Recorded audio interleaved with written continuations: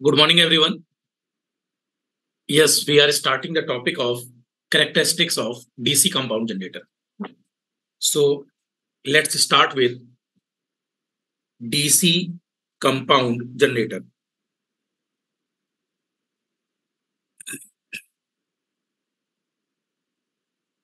DC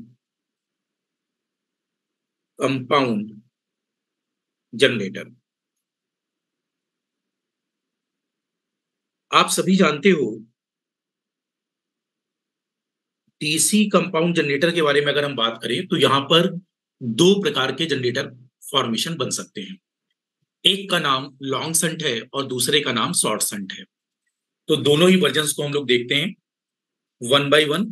suppose सबसे first मैं long shunt की बात करता हूं।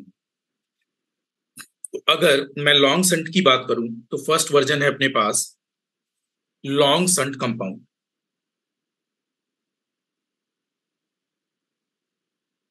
Long shunt compound generator. अब जब लॉन्ग संट कंपाउंड जनरेटर की बात होती है तो यहां पर संट लॉन्ग होगा, राइट। इसको एक बार डायग्राम के अकॉर्डिंग देख लेते हैं। जैसे मान लो फर्स्ट अगर मैं बात करूं जनरेटर की तो ये सबको रिकॉल होगा कि जनरेटर वर्जन पर मान लीजिए ये अपने पास से दिस इज आर्मेचर। तो यहां पर A1 और A2 दो टर्मिनल्स दिखा लेते हैं। Say this is A1, this is A2। As you well known कि अपने पास यहां पर अगर वाइंडिंग्स की बात करें,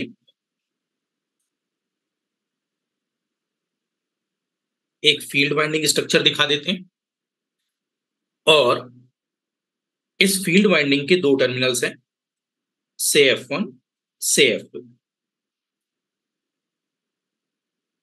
F2 को हम लोग A2 से कनेक्ट कर रहे हैं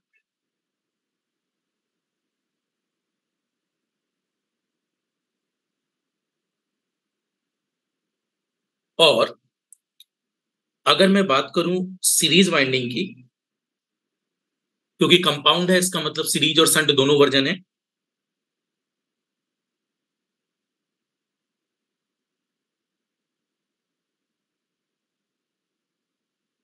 तो यहां पर अपने पास स्ट्रक्चर में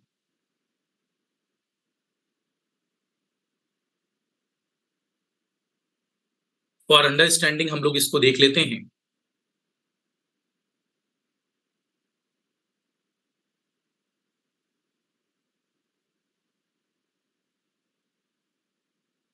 ये मान लो आउटपुट टर्मिनल्स है।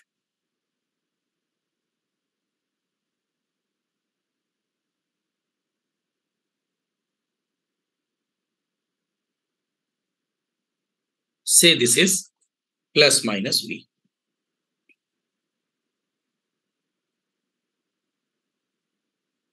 यहां पर जो लोड करंट होगी वो I है।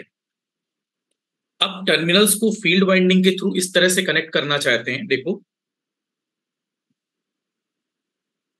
जैसे मैं इस वायर को दिखाऊं,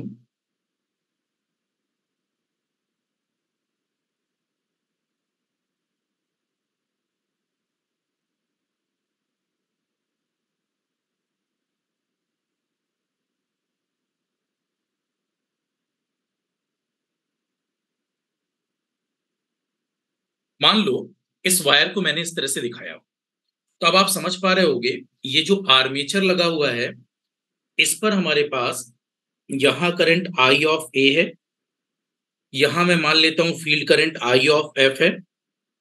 और इस समय लॉन्ग संट के कंपेयर में मैं कह सकता हूं कि जो मेरे पास सीरीज करंट होगी ISC, वो करंट भी क्या है, आर्मेचर करंट है। और आप इस नोड पर देख सकते हो कि इस नोड पर देखो, यहां से आप चेक कर सकते हो। अगर मैं इस नोड की बात करूं, राइट, इस पर्टिकुलर अगर मैं नोड की बात करता हूं, इस पर्टिकुलर नोड का मतलब क्या हुआ, आप देख पा रहे हैं कि यहां अगर मैं KCL के फॉर्मेशन को चेक करूं, तो क्या ये आपको क्लियरली वर्जन है कि यहां से जो आर्मेचर करंट आ रही होगी, यहां से जो आर्मेचर करंट आ रही होगी, सॉरी दिस वन, ये आर्मेचर करंट टू पार्ट्स में डिवाइड हो रही है, one is load current and one is field winding current, right. तो वन बाय वन मैं इसको लिखना स्टार्ट करता हूं। तो देखिए यहां पर ये क्लियर हो रहा है कि this is nothing but armature current only, और इसी की वजह से यहां पर कौन सा फ्लक्स बनने वाला है, फाई एस ई, और यहां फील्ड करंट की वजह से जो फ्लक्स बनने वाला है वो कौन सा बनेगा, फाई एस एच, राइट। अब इस वर्जन पर आप देखो इस वायर को, क्या इस बार जो संट वाली वायर है ये लॉन्ग संट वायर दिख रही है, राइट। सो दैट्स वाई इसे, इस वर्जन को आप लॉन्ग संट वायर कहते हैं, right, because of this version, क्योंकि हमने कनेक्शन पर क्या किया है, इस वायर को यहां से कनेक्ट कर दिया, जिसकी वजह से ये किस वर्जन पर आ गया है, लॉन्ग संट। अगर मैं डायरेक्ट यहां से कनेक्ट करता, राइट, तब हमारे पास क्या होता है, ये वर्जन शॉर्ट संट बनता, जैसा अगला वर्जन बनेगा। तो एक एक करके मैं इक्वेशंस को राइट कर देता हूं, देखते जाओ। सबसे फर्स्ट ये क्लियर है, अगर मैं इस पर्टिकुलर नोड पर केसीएल लगाऊं, तो ये बात सभी को मेंशन होनी चाहिए कि यहां पर आर्मेचर करंट किसका किसका सम है, I plus I F, field current, right. यहां आप देख पा रहे हैं this is armature current and this is I and this is I F. तो केसीएल अगर लगाएं तो this current should be equal to this plus this, right. Generator का केस है तो करंट आउटसाइड है, आर्मेचर करंट दिस साइड है, right. Field current यहां है। अब देखो, आपको यह भी पता है कि जो फाई एस सी बनेगा वो फाई एस सी किसके प्रोपोर्शनल है, वो फाई एस सी प्रोपोर्शनल है करंट आर्मेचर के। तो आर्मेचर करंट के प्रोपोर्शनल फाई एस सी है। और यहां पर अगर इस बात को हम देखें केवीएल लगाकर, मान लीजिए आप यहां पर कंप्लीट केवीएल लगाएं, तो केवीएल लगाने के बाद क्या स्ट्रक्चर मिलेगा, हाँ यहां बिल्कुल इसको आप बोल भी सकते हो, जैसे यहां का resistance armature resistance R A, right, बोल सकते हो।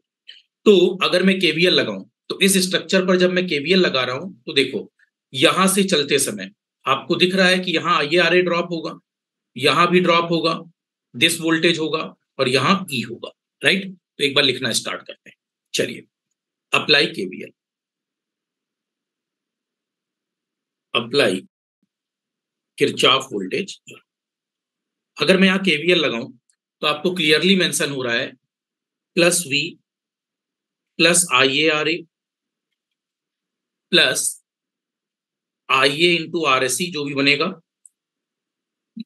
Minus E, that should be equal to zero. अगर मैं v की वैल्यू निकालूं तो इसको इस साइड ले जाने पर e minus I A R A minus I A R S C बन जाएगा, और v बराबर इसी को आप कह सकते हैं e माइनस आई ए, दोनों रेजिस्टेंस सीरीज में काउंट हो जाएंगे, R A plus R S C, और इसी को आप कह सकते हैं समझाने के लिए e minus I A into R, ये आर टोटल रेजिस्टेंस हमने मान लिया, राइट। तो मुझे ऐसा लगता है इस इक्वेशन में कोई डाउट नहीं होना चाहिए, ये एक जनरल इक्वेशन हमारे पास फॉर्म हो गई। अब देखो यही सेम इक्वेशन स्ट्रक्चर हमारे पास शॉर्ट संट में भी हो सकता है, कैसे जरा देखते हैं। पहले लॉन्ग संट में किसी को कोई इशू हो तो बताएं। Hope long shunt compound generator का आप सबने फिगर बना लिया। फिगर बनाने के बाद बेसिक केवीएल इक्वेशन लिखी है मैंने, और मैंने ये मेंशन करने की कोशिश की है कि यहाँ जो फाई एस सी होगा वो इस आई एस सी के प्रोपोर्शनल होगा, और ये जो आई एस सी है वही आर्मेचर करंट है, राइट। तो phi S C proportional armature current, node पर केसीएल लगाया था और आउटसाइड एक केवीएल लगा लिया, राइट। अब यहां पर फर्दर मैं अगर लॉन्ग संट की जगह अब शॉर्ट संट पर मूव करूं, तो शॉर्ट संट कंपाउंड जनरेटर के बारे में क्या हो सकता है, मुझे लगता है यहां तक आप लिख चुके होंगे, फाइन। चलिए अब यहां अगर हम बात करें दूसरे वर्जन की, शॉर्ट संट, अभी कैरेक्टरिस्टिक आगे आएगी स्टूडेंट्स, है ना, अभी पहले दोनों में एक बेसिक बात समझ लें। Short shunt compound generator.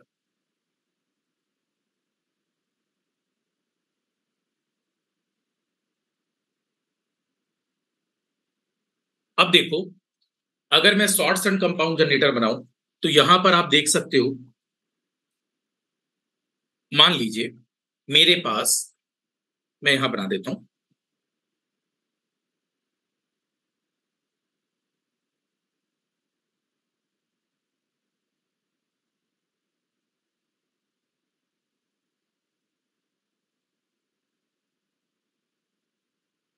ये मान लो अपने पास एक जनरेटर है जिस पर से here shunt winding and here series winding. Shunt winding पर इसको मैं बोल रहा हूं आरएसएच, सीरीज वाइंडिंग के रेजिस्टेंस को मैं बोल रहा हूं आरएसई।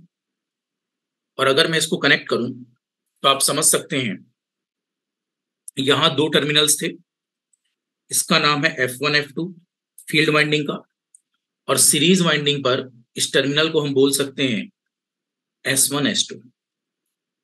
यहां बात करें आर्मेचर की तो there are two terminals A1 A2। F2 को आपने जैसा अभी तक कर रहे थे A2 से कनेक्ट कर दिया, और इस बार इस टर्मिनल को अपने डायरेक्ट यहां कनेक्ट कर दिया, राइट। इसके बाद फर्दर अब आपने लास्ट ओरिएंटेशन पर ये जो चेंज किया है इसको समझ लीजिए। यहां मैं मान लेता हूं plus minus V, load current I, armature current I A, field current I F, right. तो अगर मैं इस पर्टिकुलर नोड पर केसीएल लगाकर देखूं तो यस यस यस, इस बार यहां जो करंट है वो आई की वजह से है, सॉरी फ्लक्स जो हमारे पास है वो आई की वजह से है। ये सीरीज फ्लक्स है और यहां सन फ्लक्स होगा।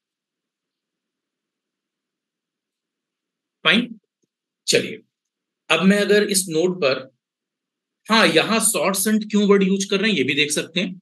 इस बार अगर आप संट की लेंथ देखें तो इस बार ये शॉर्ट संट है क्योंकि हमने डायरेक्ट आर्मेचर के A1 टर्मिनल से इसको कनेक्ट कर दिया। जबकि अगर लास्ट केसेस को अगर आप देखें तो लास्ट केस में आर्मेचर हमारे पास लोड के साथ डायरेक्ट कनेक्ट था, that will take long wire, right. तो दैट इज लॉन्ग संट। इस बार जो बात हो रही है वो शॉर्ट संट की हो रही है। अब आप इस फिगर में देख सकते हो, मैं अगर इस नोड पर केसीएल लगाऊं तो इस नोड पर केसीएल क्या होगा, armature current should be equal to this current plus this current as last case. तो मैं कह सकता हूं I A is nothing but equal to I plus field current, that is I F.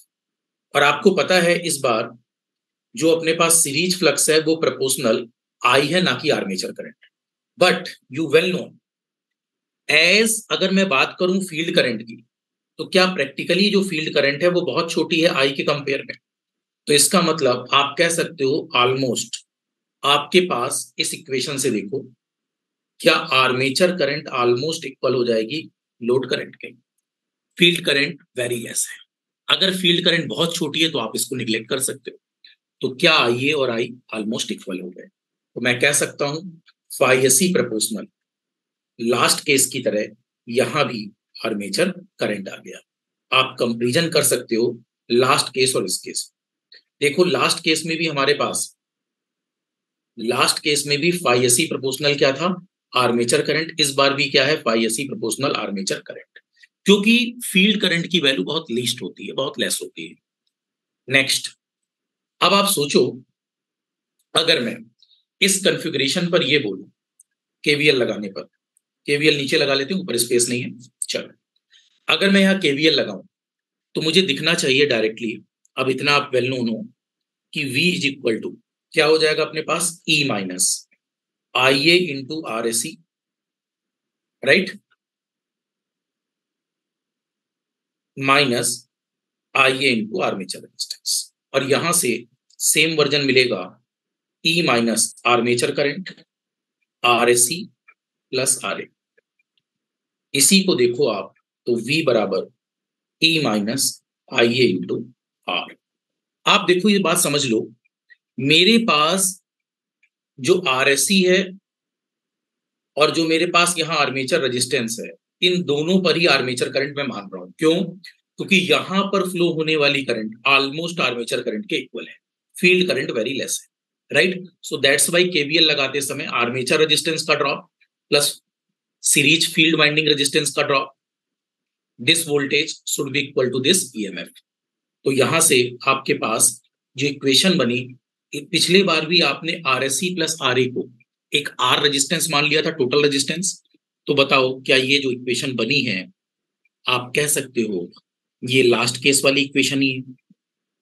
अब आप देखकर बताओ स्टूडेंट्स, लास्ट केस में भी फाइव प्रोपोर्शनल आई ए बना था और V बराबर E minus I A are बना था। तो क्या मैं कह सकता हूं चाहे लॉन्ग संट हो चाहे शॉर्ट संट हो, ऑलमोस्ट दोनों पर इक्वेशंस लगभग सेम होती है, राइट? तो ये बेसिक बात आपको बताना चाह रहा था मैं। दूसरी बात, मुझे लगता है यहां तक आप लोग राइट कर चुके होंगे। शॉर्ट संट में पहले ये लिख लेंगे, हमने किसको निग्लेक्ट कर दिया था स्टूडेंट्स? Field current. तो आर्मेचर करंट ही क्या है? Load current. और इसके बाद आपने इस टर्म को भी लिख लिया होगा। ये दोनों इक्वेशन लास्ट केस की इक्वेशंस आई है। फाइन, चलिए अब अगर कोई जनरली पूछता है, तो ये तो बात क्लियर हो गई, चाहे मैं लॉन्ग संट यूज करूं चाहे मैं शॉर्ट संट, ऑलमोस्ट दोनों की इक्वेशंस क्या होंगी? सेम। अब कंपाउंड जनरेटर में एक जनरल बात अगर मैं कहना चाहूं, यहां तक अगर हो गया हो तो मैं आगे कंटिन्यू करूं? हाँ, आप पॉज करके लिख सकते हैं। देखो, अब मैं यहां पर अगर ये टर्म यूज करूं तो मैं कह सकता हूं आपसे, कंपाउंड जनरेटर के केस में अगर मान लीजिए आप बात कर रहे हैं कंपाउंड जनरेटर की, कैरेक्टरिस्टिक्स बहुत आसान होंगी, it not any further explanation. देखो, कंपाउंड जनरेटर में जनरल अगर मैं बात करना चाहूं तो आप सब जानते हो संट फील्ड करंट क्या बन गई थी?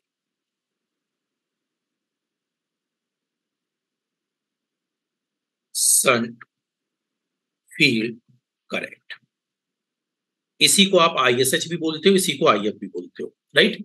तो आईएफ बराबर वी अपॉन फील्ड रेजिस्टेंस बोल सकते हैं, राइट? और V ऑलमोस्ट हमारे पास क्या है? V ऑलमोस्ट क्या है स्टूडेंट्स? कांस्टेंट। V ऑलमोस्ट क्या है? Constant, right? और अगर V कांस्टेंट है, अगर V ऑलमोस्ट कांस्टेंट है, तो क्या फील्ड करंट भी ऑलमोस्ट कांस्टेंट हो जाएगी?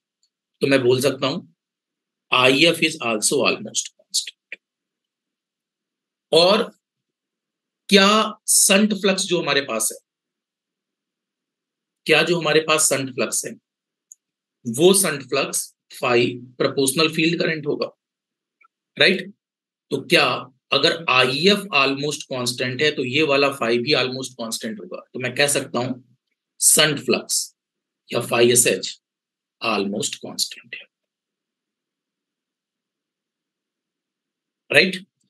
अब मैं बात करूं अगर सीरीज फ्लक्स की, तो देखो सीरीज फ्लक्स की अगर बात की जाए तो आपको क्लियर होगा, सीरीज फ्लक्स के रिस्पेक्ट में फाइएससी आर्मेचर करंट के प्रोपोर्शनल है, और फाइएससी प्रोपोर्शनलिटी अगर हटाएं तो कोई कांस्टेंट मान लेते हैं केएससी सीरीज के लिए इनटू आईए, और फाइएससी इस समय वेरी कर रहा है, varies with armature current, right? और यही आर्मेचर करंट क्या है? Load current. तो सीरीज वाले पर हमारे पास ये वर्जन बनेगा। तो जो सीरीज फ्लक्स है वो आर्मेचर करंट पर प्रोपोर्शनल है, जिसकी वजह से ये वेरिएबल है, राइट? लेकिन फाइव एस एच ऑलमोस्ट क्या है? कांस्टेंट, क्योंकि वी कांस्टेंट होगा। अब देखो, अगर कोई आपसे पूछता है कि कंपाउंड जनरेटर का फॉर्मेशन कौन सा सही है, पहले इतनी बात समझ गए आप? मैंने जस्ट ये बोला किसी भी कंपाउंड जनरेटर के लिए तो आपकी संट फील्ड करंट है वो ऑलमोस्ट कांस्टेंट होगी, क्योंकि लोड वोल्टेज कांस्टेंट है। इसका मतलब आरएफ हमेशा फिक्स होता है, तो वी कांस्टेंट है, आईएफ कांस्टेंट बन गया, तो फाइव प्रोपोर्शनल आईएफ की वजह से संट फ्लक्स भी कांस्टेंट हो गया। बट सीरीज फ्लक्स हमारा आर्मेचर करंट पर डिपेंड करेगा, राइट? और आर्मेचर करंट ऑलमोस्ट क्या है? लोड करंट है। फाइन, चलिए अब देखो, अगर अब मैं आपसे कहना चाहूं कि कंपाउंड जनरेटर को क्या बोले, तो देखिए ये नंबर ऑफ टाइम्स दिमाग में एक डाउट रहता है, इसको समझ लीजिए। हम बोलते हैं कि कंपाउंड जनरेटर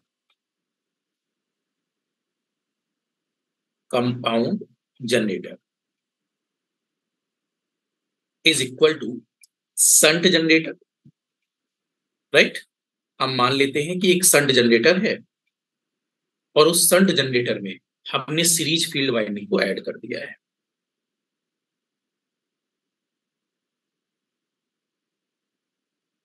या फिर क्या कंपाउंड जनरेटर को हम ये भी बोल सकते हैं, एक हमारे पास सीरीज जनरेटर है और उस सीरीज जनरेटर में हमने संट फील्ड वाइंडिंग को ऐड कर दिया। दोनों में कौन सी बात सही है? क्या फर्स्ट टॉक सही है या सेकंड टॉक सही है, इस बात को जानते हैं, राइट? तो मैं आपको क्लियर कर दूं स्टूडेंट्स, देखो डायग्राम के थ्रू अगर हम देखें तो हमें ये बात सही लगती है कि कंपाउंड जनरेटर, संट जनरेटर और सीरीज फील्ड वाइंडिंग का सम। देखो अगर मैं यहां देखूं तो मुझे ऐसा लगेगा कि एक संट जनरेटर है, इसमें सीरीज फील्ड वाइंडिंग को ऐड कर दिया है। या फिर मैं उल्टा बोलूं, ये एक सीरीज जनरेटर है और इसमें मैंने संट फील्ड वाइंडिंग को ऐड कर दिया है, राइट? तो डायग्राम को अगर हम देखें तो हमें दोनों बातें सही लगती हैं। हमें ऐसा लगता है सीरीज जनरेटर में एक संट फील्ड वाइंडिंग ऐड कर दी, या एक संट जनरेटर में सीरीज फील्ड वाइंडिंग को ऐड कर दिया है। फाइन, लेकिन वास्तविकता में इसमें पहला स्टेटमेंट सही है। फर्स्ट स्टेटमेंट हमारे पास हमको क्लियरिटी दे रहा है, राइट? और जो सेकंड स्टेटमेंट है वो डज नॉट इक्वल है। क्यों? इस रीजन को भी हम जान लेते हैं। मैं लिखवाना स्टार्ट करता हूं, देखो आप। अब ऐसा क्यों है? तो सबसे पहले आपको क्लियर कर दूं, लिखना स्टार्ट करेंगे। Shunt flux is dominating always. कौन सा फ्लक्स डोमिनेटिंग होता है? Shunt flux.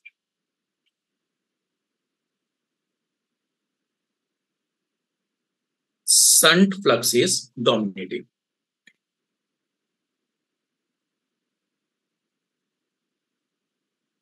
that is even at full load, even at full load। Full load का मतलब आईएफएल मान लो, रेटेड। हाँ देखो, even at full load condition की भी बात करें तो हमारे पास जो फाइएसी बनेगा फुल लोड पर, राइट, वो प्रोपोर्शनल किसके? आईए फुल लोड। ये फाइएसी फुल लोड पर भी लेस होगा कंपेयर टू आर फाइएसएच।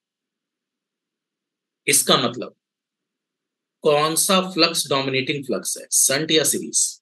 बताइए। अगर संट फ्लक्स मोर डोमिनेटिंग है तो कौन सा वर्जन बोलना यहां ठीक होगा? कंपाउंड जनरेटर किसका किसका कॉम्बिनेशन है? Shunt generator plus series field winding, right? क्योंकि हमारे पास फुल लोड पर भी आर्मेचर करंट फुल लोड पर भी जाए तो ये फाइएसी जो फुल लोड पर बनेगा तब भी वो फाइएसएच से क्या है? Less, right? So that's why phi SH is more dominating. Next, या इसको ऐसे लिख लो, so we can say, so main flux is shunt, so main flux is shunt, only series flux is a supportive flux, only series flux is a supportive flux,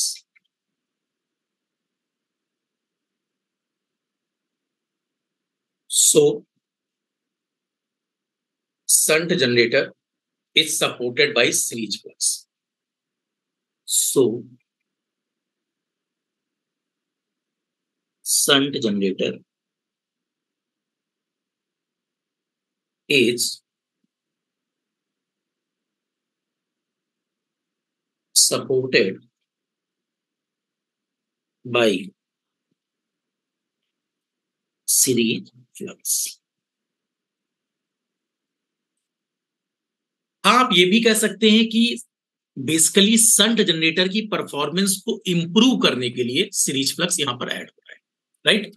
तो ये एक general statement आपके दिमाग में होना चाहिए ताकि हम लोग टॉपिक को स्टार्ट कर पाए। तो टॉपिक को स्टार्ट करने के लिए मैं जस्ट कंपाउंड जनरेटर को, एक्चुअली में हमें टॉपिक कैरेक्टरिस्टिक पढ़ना है, तो पहले मैं आपको ये क्लियर करना चाहता था आज कि ये जो हमने टॉपिक स्टार्ट किया डीसी कंपाउंड जनरेटर कैरेक्टरिस्टिक्स, इसमें सबसे पहले आपको क्लियर होना चाहिए, चाहे मैं लॉन्ग शंट की बात करूं और चाहे मैं शॉर्ट शंट की बात करूं, ऑलमोस्ट दोनों की इक्वेशंस क्या होती हैं, इक्वल, राइट। और अगर नॉमेनक्लेचर की मैं बात करूं तो कंपाउंड जनरेटर में हमारे पास सीरीज फ्लक्स वेरिएबल फ्लक्स है, it depends upon armature current, और ये shunt flux almost constant flux है, और जो कांस्टेंट फ्लक्स है वही डोमिनेटिंग फ्लक्स है, राइट। तो हमारे पास कंपाउंड जनरेटर का जो नॉमेनक्लेचर है वो शंट जनरेटर, इसका मेन फ्लक्स है और सीरीज फील्ड वाइंडिंग इसको जस्ट सपोर्ट करा रहा है। इसके सपोर्ट नॉमेनक्लेचर पर हमारे पास दो तरह के स्ट्रक्चर बनते हैं, क्यूमुलेटिव वाला और एक डिफरेंशियल वाला। तो हम दोनों स्ट्रक्चर्स की बात करेंगे, राइट। दो तरह से हमारे पास कैरेक्टरिस्टिक डिफाइन, दोनों कैरेक्टरिस्टिक्स को अलग अलग केस स्टडी के हिसाब से पढ़ेंगे, राइट। तो अब तक मेरी बात यहां तक क्लियर हो चुकी होगी। तो अब मैं फर्स्ट बात करता हूं क्यूमुलेटिव कंपाउंडिंग की, इसके बाद बात करूंगा डिफरेंशियल कंपाउंडिंग की, राइट। चलिए, कैरेक्टरिस्टिक्स के लिए सबसे पहला वर्जन आप लिख लीजिए क्यूमुलेटिव कंपाउंडिंग। जैसे अगर यहां पर मैं आपसे बात करूं क्यूमुलेटिव कंपाउंडिंग की, राइट, देखो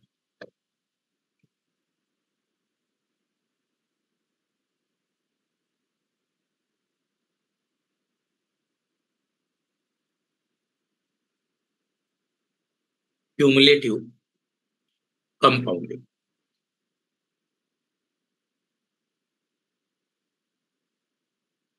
हेडिंग डाल लीजिए।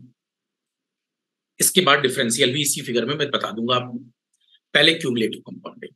तो इसका मतलब अब ये तो क्लियर है, फिगर कोई भी लिया जा सकता था, जनरल फिगर की मैं बात कर लेता हूं। तो मैंने यहां पर एक स्ट्रक्चर मान लिया समझाने के लिए, राइट। क्यूमुलेटिव कंपाउंडिंग पर एक स्ट्रक्चर मैंने एज्यूम किया, देखो मैंने मान लिया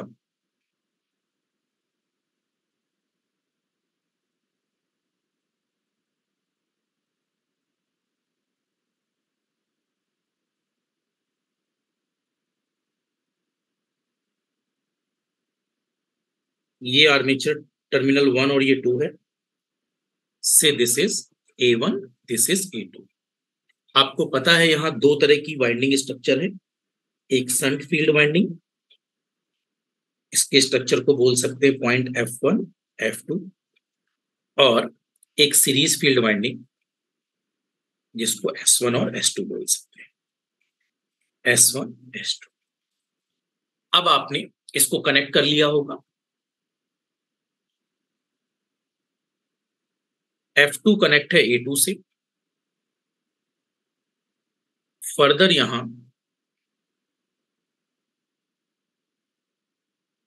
मैंने एक शॉर्ट शंट स्ट्रक्चर जैसा दिखा दिया।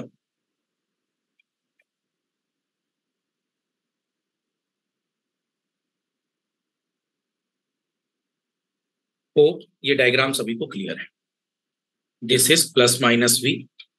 जनरेटर का केस है तो लोड करंट आउटवर्ड होनी चाहिए, आर्मेचर करंट दिस होनी चाहिए, फील्ड करंट की डायरेक्शन दिस होनी चाहिए। फील्ड करंट की वजह से यहां पर एक शंट फ्लक्स बनेगा या फील्ड फ्लक्स बनेगा, और यहां पर सीरीज फील्ड वाइंडिंग की वजह से फाई एससी बनेगा, राइट, फाइन। अब देखो, पहला जो मैंने अभी कंसिडरेशन लिया है क्यूमुलेटिव का मतलब क्या हुआ हमारे पास, हमने फाई एस एच और फाई एस सी की डायरेक्शन सेम है, राइट? तो टोटल फ्लक्स अभी एडिटिव है, मतलब total flux phi is equal to phi S H plus phi S C. Fine, ये हम बोल सकते हैं। तो मैंने आपसे बोला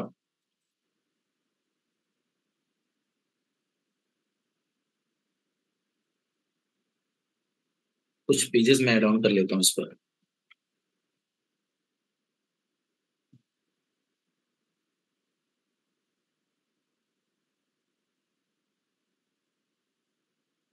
क्योंकि सेम स्लाइड पर ही हम लोग क्वेश्चंस को डिस्कस करें, बेटर रहेगा हमारे लिए। फाइन। अब मान लो जैसे हम यहाँ डिस्कशन कर रहे थे, डॉक्यूमेंट्स को मैं बोल सकता हूं कि यहां पर फ्लक्स वाइज आप बोल सकते हैं phi S C is in the direction of, is in the direction of phi sh। और अगर ये सेम डायरेक्शन पर है, सॉरी, तो यहां जो टोटल फ्लक्स बनेगा, टोटल फ्लक्स फाई को आप क्या कह सकते हो? आप कह सकते हो it is the sum of phi S H plus phi S. Fine. अच्छा, जो टोटल रेजिस्टेंस आर था वो किसका किसका सम था? वो R A plus R S C का सम था। तो हमारे पास जो पिछले बार इक्वेशन आई थी वो आई थी वी बराबर E minus I A into R, right? अच्छा, सीरीज फ्लक्स की अगर हम बात करें तो क्या ये फॉर्मूला सब जानते हैं?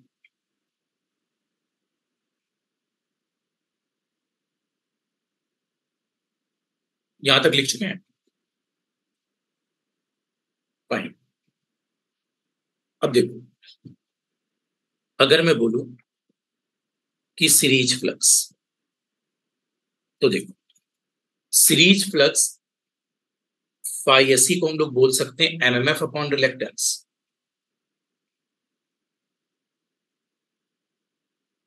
और एमएमएफ का मतलब है एन इंटू आई।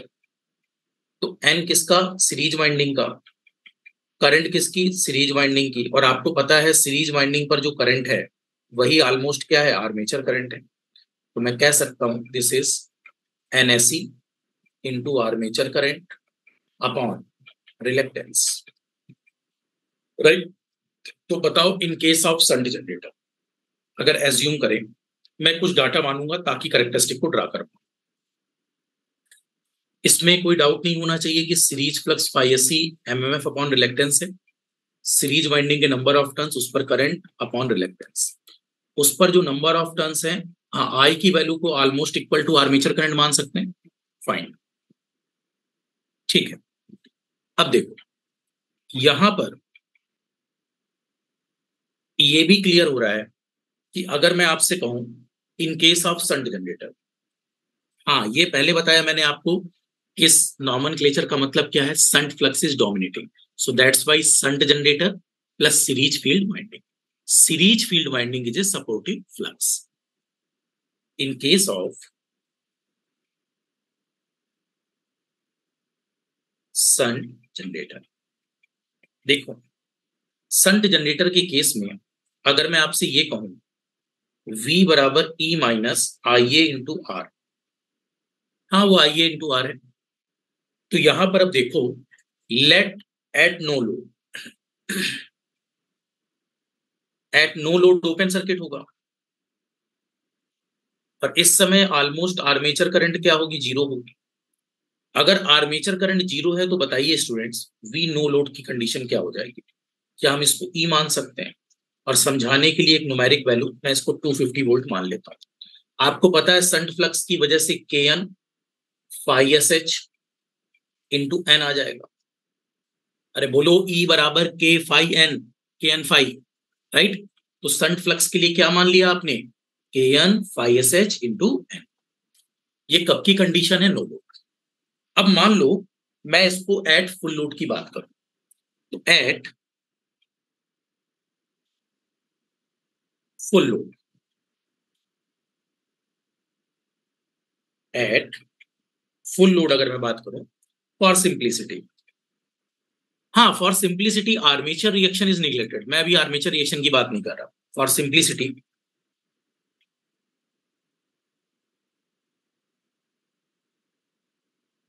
आर्मेचर रिएक्शन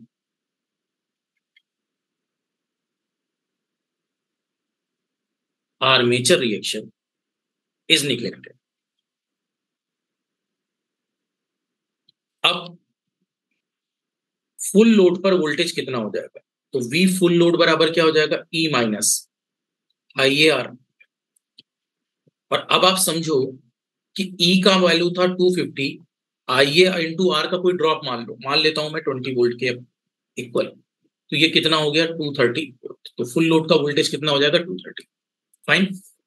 तो अब मैं देखना चाहता हूं कि इफेक्ट ऑफ सीरीज फ्लक्स क्या बनेगा। सबसे पहले कैरेक्टरिस्टिक को समझ लें। अगर मैं जनरलाइज वे की बात करूं, पहले यहां तक लिखिए आपने, ये एज्यूम डाटा है, ये अपनी तरफ से समझाने के लिए मैंने नो लोड पर 250 मान लिया, फिर आई ए इंटू आर का जो ड्रॉप है वो 20 वोल्ट एज्यूम कर लिया, तो ये 230 आ गया, राइट, फुल लोड पर। अब यहां से मैं 3 केस बनाऊंगा, तो आपको क्लियर होगा क्या अंडर होता है, क्या लेवल होता है, क्या ओवर होता है। फिर लास्ट केस लेंगे डिफरेंशियल। फाइन। चलो, अब इस कैरेक्टरिस्टिक को ड्रा करने के लिए सबसे पहले बेसिक बात कर लेते हैं। मान लो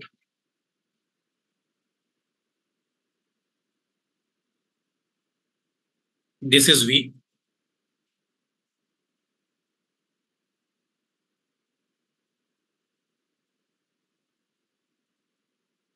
दिस इज आई, और यहां पर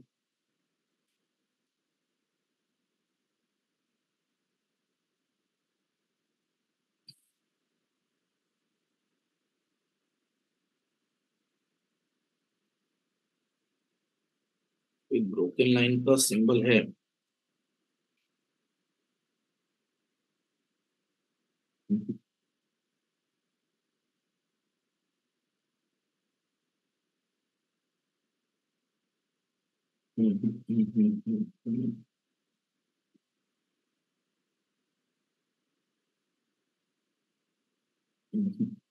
चलो कोई बात नहीं, इसी को ब्रेक कर देंगे।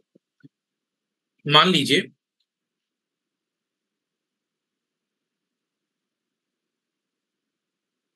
ये अपने पास वीएनएल है, राइट।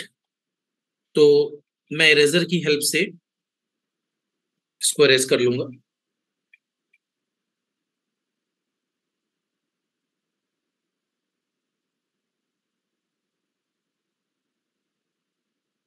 राइट, ये अपने पास वीएनएल की कंडीशन है। तो मैंने मान लिया से दिस इज वी नो लो, और इसकी वैल्यू ई है, दैट इज 250, राइट। ये 250 वोल्ट है।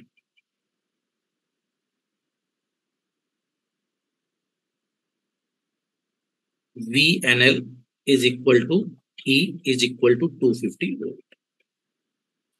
अब यहां पर अगर मैं कैरेक्टरिस्टिक की बात करूं फुल लोड पर, तो आपने देखा कि फुल लोड पर ये वैल्यू मेरे पास लगभग 230 हो गई।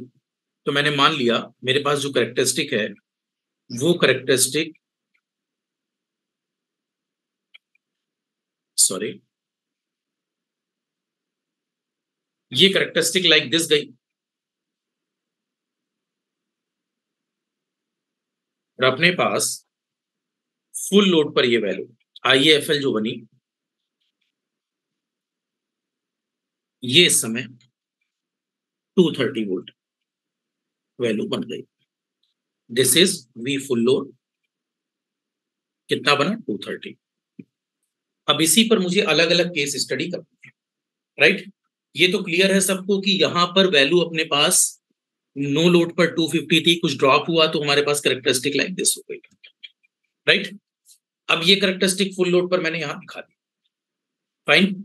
फुल लोड पर वोल्टेज कितना बना 230। अब मान लो मैं 3 अलग अलग केस लेता हूं सीरीज फ्लक्स का। अभी मैंने सीरीज फ्लक्स का इफेक्ट नहीं लिया इसमें। अब मैं जब सीरीज फ्लक्स का इफेक्ट लूंगा तो there can be three possibilities. First possibilities, हो सकता है हमारे पास लेवल पर बात हो सकता है ओवर बात हो सकता है अंडर बात हो रही हो। इस वे पर हम लोग अलग अलग बात करेंगे। अभी जो मैंने करेक्टरिस्टिक खींची है, इस करेक्टरिस्टिक को केवल एक सिंपल वर्ड नाम देंगे, दैट इज संट। मैंने अभी केवल संट कॉन्फ़िगरेशन के लिए इस करेक्टरिस्टिक को ड्रा किया है। अब आप भी ड्रा कर लीजिए, इसी करेक्टरिस्टिक पर बाकी करेक्टरिस्टिक ड्रा होंगे। चलिए, अब मैं अलग अलग केसेस की बात करता हूं, तो आप हेडिंग डाल लीजिए। Yes, now you can take this heading, effect of series flux. Effect of series flux.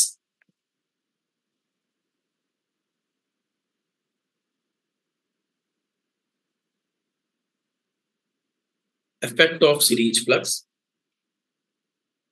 phi SE on shunt generator।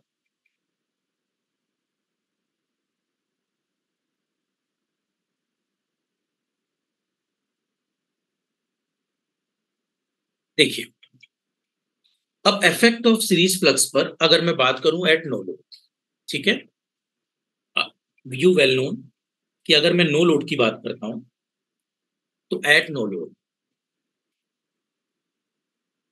Armature current zero, that means phi SE zero, right.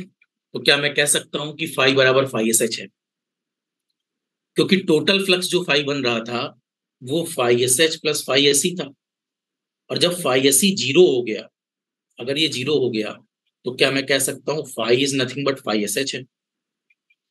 इसका मतलब इस समय जो ई होगा वो E K N phi SH into N की वजह से बनेगा। और मैं कह सकता हूं ये किस समय का वोल्टेज है, नो लोड, तो VNL बराबर E minus IA into are, जहां पर IA इंटू आर भी क्या हो चुका है, जीरो। तो ये इज इक्वल टू क्या बना, ई इज इक्वल टू क्या बना, K N phi SH into N. अभी इसमें फाई SE का कोई इफेक्ट नहीं है, तो ये वैल्यू ऑलमोस्ट हमने कितनी मान ली थी, 250। अब अगर मैं फुल लोड की बात, even at full load, right, तो अब मैं आपसे क्या कह रहा हूं, एट फुल लोड, यहां तक आप लिख चुके होंगे, पॉज करके लिख सकते हैं। अब मैं मान लो बात करता हूं इवन एट फुल लोड।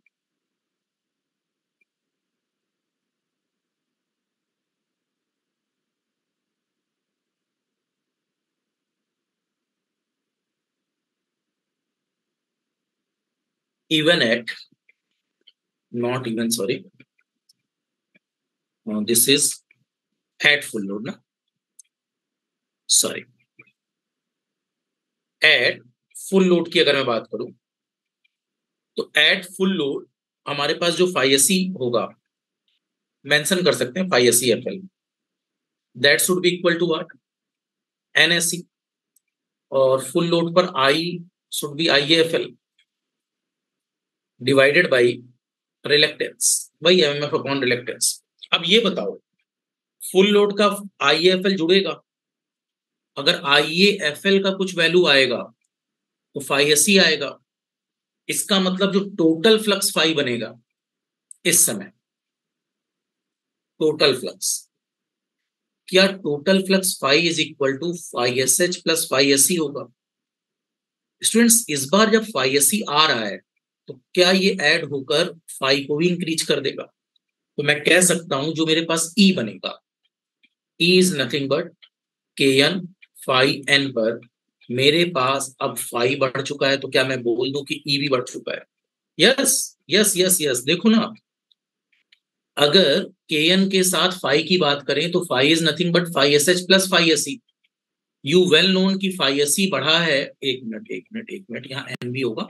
हाँ, यहाँ बताओ आप मुझे, अगर अपने पास फाई SE बढ़ा है तो क्या फाई बढ़ा है, और फाई बढ़ा है तो ई बढ़ा है, ये बात तो मेंशन हो रही है। फाई SE बढ़ा तो फाई बढ़ा तो ई बढ़ा, राइट। अब मैं तीन अलग अलग केस स्टडी बना सकता हूं, यहां तक पहले आप समझ लीजिए। इस बार मैंने फुल लोड पर किसको एज्यूम कर लिया, फाई SE को। तो फाई SE का इफेक्ट अगर आएगा तो वैल्यू इंक्रीज करेगा, फाइन। चलिए, अब तीन अलग अलग केस पढ़ते हैं, इसी से कैरेक्टरिस्टिक आपको क्लियर हो जाए। चलिए, केस फर्स्ट।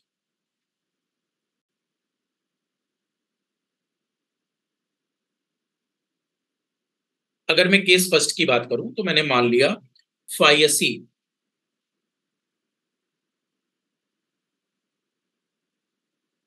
ठीक है, फुल लोड 1 पर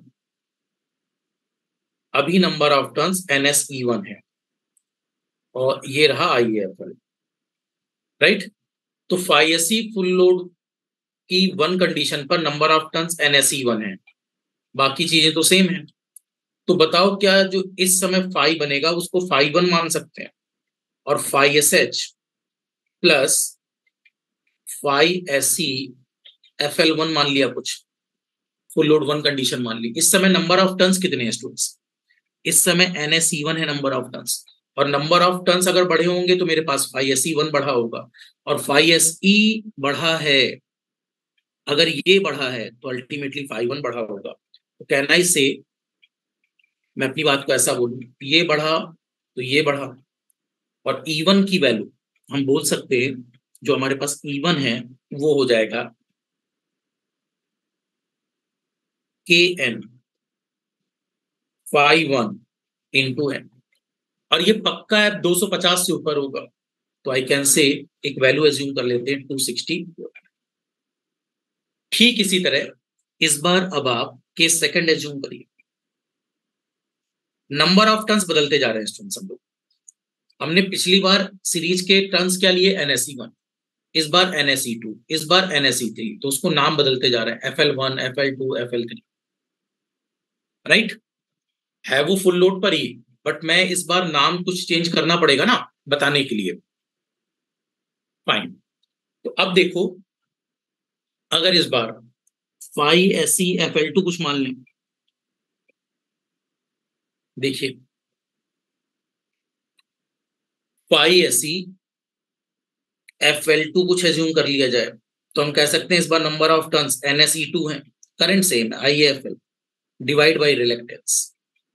अब NSE2 चेंज हुआ, NSE2 बढ़ा, राइट। तो बताओ जो टोटल फ्लक्स होगा, मतलब फाई 2 मान लो इस बार, तो फाइएसएच संट फ्लक्स तो सेम है, प्लस क्या फाइएसई FL2 चेंज हो गया? आई कैन से अगर ये चेंज हुआ तो ये भी चेंज हुआ होगा। आप बोल सकते हो NSE2 बढ़ा तो ये बढ़ा होगा, और अगर फाई 2 बढ़ा है तो E2 बढ़ा होगा। पक्का है कि इस बार E2 की जो वैल्यू होगी KN फाई 2 N होगी, और ये वैल्यू कुछ और इंक्रीज कर जाएगी, और मैं मान लेता हूं इस बार वैल्यू 274, राइट। ये ऐसा क्यों हुआ? क्योंकि इस बार देखो लास्ट टर्म से अगर कंपेयर करें तो क्लियर हो रहा है, NSE2 आपने ज्यादा लिए होंगे NSE1 से, सीरीज के टर्म्स आपने इस बार ज्यादा ले लिए, तो क्या हमारे पास जो E की वैल्यू है वो 270 हो गई, राइट। तो दोनों केसेस अब आप देख चुके हैं। अब मान लो, हाँ NS, बिल्कुल बिल्कुल बिल्कुल, देखो ये भी बात ठीक है कि सर अगर NSE2 NSE1 से बड़ा है तो हम कह सकते हैं फाई 2 फाई 1 से बड़ा है, वो भी बात सही है। फाई 2 फाई 1 से बड़ा है तो हम कह सकते हैं E2 E1 से बड़ा, वो एक ही बात है, राइट। अल्टीमेटली आप चेंज क्या कर रहे हो? Number of turns. तो फ्लक्स चेंज हुआ, फ्लक्स चेंज हुआ तो ई चेंज हुआ, राइट।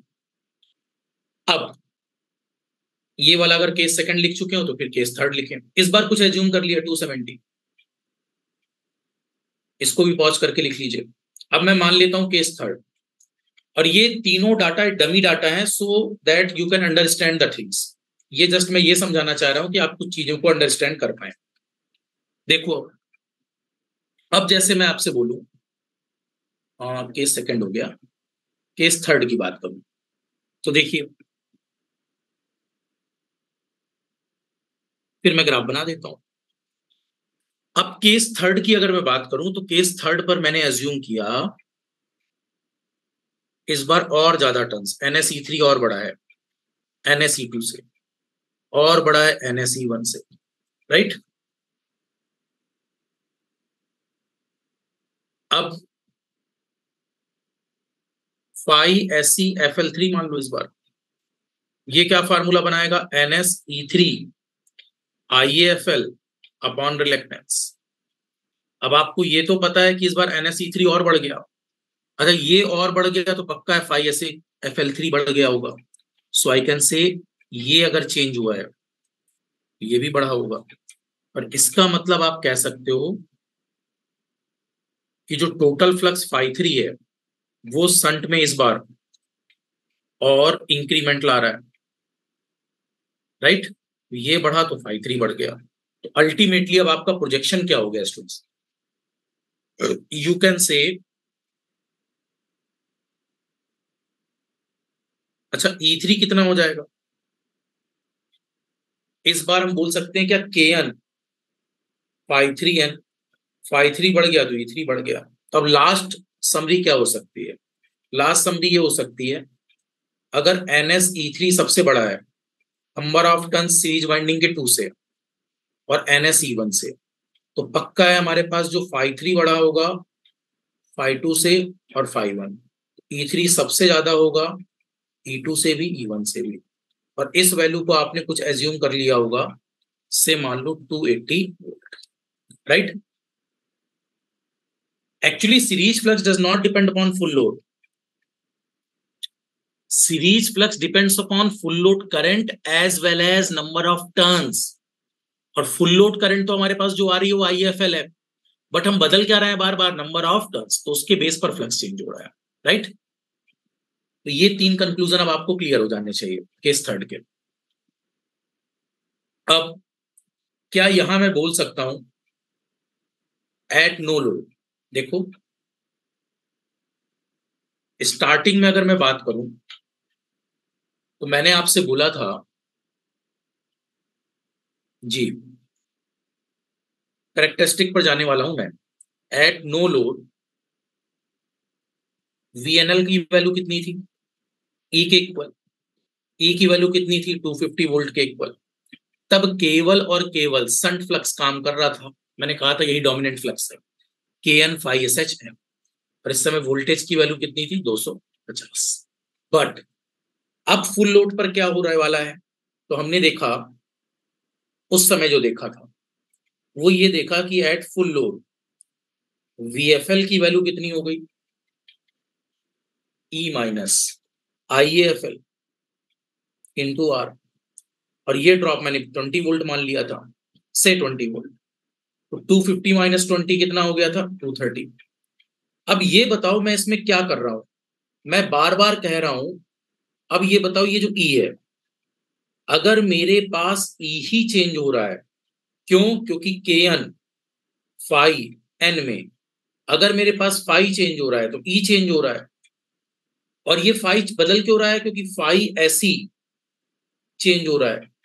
और आपको देखो मैं क्या बोलने की कोशिश कर रहा हूं, समझना, आपने चेंज क्या किया है स्टूडेंट, समझना, आपने चेंज किया है, एक मिनट सॉरी, आपने चेंज किया है NSE, NSE बदला तो फाई ऐसी बदला, फाई ऐसी बदला तो फाई बदला, फाई बदला तो E बदला। क्या इतनी बात क्लियर हो रही है, समझ लो, आपने नंबर ऑफ टर्न्स चेंज किए सीरीज वाइंडिंग के, तो सीरीज का फ्लक्स चेंज हुआ, टोटल फ्लक्स चेंज हुआ, तो E चेंज हुआ, राइट। इसके बेस पर अब सारी बातें हो रही हैं। तो करेक्टरिस्टिक वाइज चलो हम केस फर्स्ट को देखते हैं। अब मेरे पास फुल लोड पर 3 अलग अलग वैल्यू क्या आ रही है, तो 3 अलग अलग वैल्यू फुल लोड्स पर क्या आ रही है चेक करो, तीनों केसेस पर, केस 1 पर, केस 2 पर और केस 3 पर, राइट। तीनों पर हम लोग अलग अलग वैल्यूज चेक करते हैं। मैंने मान लिया कि अगर मैं केस फर्स्ट को देखूं तो केस फर्स्ट पर कहा जा सकता है, केस फर्स्ट, अगर केस फर्स्ट की मैं बात करूं तो केस फर्स्ट पर वी फुल लोड कितना है हमारे पास, E1 minus IAFL into R, ये तो फिक्स है 20 जो एज्यूम किया था, आर्मेचर रिएक्शन ड्रॉप निगलेक्टेड है इससे। तो बताओ E1 की वैल्यू अभी कितनी मानी थी मैंने फर्स्ट केस में 260, अब 260 माइनस 20 कितना आया 240। फिर मैंने केस सेकंड की बात की, अब बताओ केस सेकंड पर VFL बराबर, इस बार E2 माना, E2 minus I A F L into R. चलो बताओ, E2 की वैल्यू 270 मान चुके हो, और 270 माइनस ये तो 20 है, तो क्या ये 250 वोल्ट आ जाएगा? केस थर्ड बताओ, क्या केस थर्ड में जो VFL आएगा वो E3 minus I A F L into R आ जाएगा? ये तो 20 फिक्स है, और ये E3 मैंने एज्यूम किया था 280, तो 280 माइनस 20 260 वोल्ट। अब आप मुझे बताओ स्टूडेंट्स, क्या अगर मैं नो लोड से कंपैरिजन करूं, तो नो लोड से कंपैरिजन करते समय मेरे पास क्या तीन वैल्यू आई? इधर देखो, इधर इधर इधर सब लोग। 240 वोल्ट फुल लोड आने का मतलब है ये कौन सी कैरेक्टरिस्टिक है? क्या मैं इसको कह सकता हूं ये अंडर अंडर कंपाउंडिंग कैरेक्टरिस्टिक है? अंडर कंपाउंडिंग आया है, वैल्यू छोटा आया है। और अगर मैं बात करूं 250, नो लोड 250, फुल लोड 250, तो क्या ये बिल्कुल लेवल पर बात आई है? इसको कहेंगे लेवल कंपाउंडिंग कैरेक्टरिस्टिक के नाम सीखो। और बताओ, क्या इस बार 260 आया है, ये वैल्यू 250 से ऊपर आई है, इसका मतलब दिस इज ओवर कंपाउंडिंग। मुझे लगता है तीनों कैरेक्टरिस्टिक आपके दिमाग में छप चुकी होंगी। पहली आपने देखा, फर्स्ट अंडर कंपाउंडिंग छोटा आ रहा है। अगला आपने देखा लेवल पे बात हो रही है, और अगला आपने देखा लेवल से ऊपर की बात हो रही है, दैट इज ओवर। तो यहां तीन बातें निकल कर आई, एक अंडर कंपाउंडिंग, एक लेवल कंपाउंडिंग, और एक ओवर कंपाउंडिंग। तीनों को मैं ग्राफ के थ्रू जस्टिफाई करूंगा। फाइन, सबसे पहले ये तीनों आप लिख लीजिए, और फिर मैं इसकी एक समरी भी लिख देता हूं। मुझे लगता है ये ज्यादा आपको क्लियरिटी देगा। पहले एक बार आप इसको लिख लीजिए, फिर समरी बनाता हूं इसकी, फिर डिग्री ऑफ क्यूमुलेटिव कंपाउंडिंग देखते हैं। ठीक है, इतना इनफ टाइम था। चलिए, अब पॉज करके लिख लेना। अब देखो यहां पर, मैं अगर इसकी इन शॉर्टकट मैं क्या कह सकता हूं? इन शॉर्ट वी कैन से,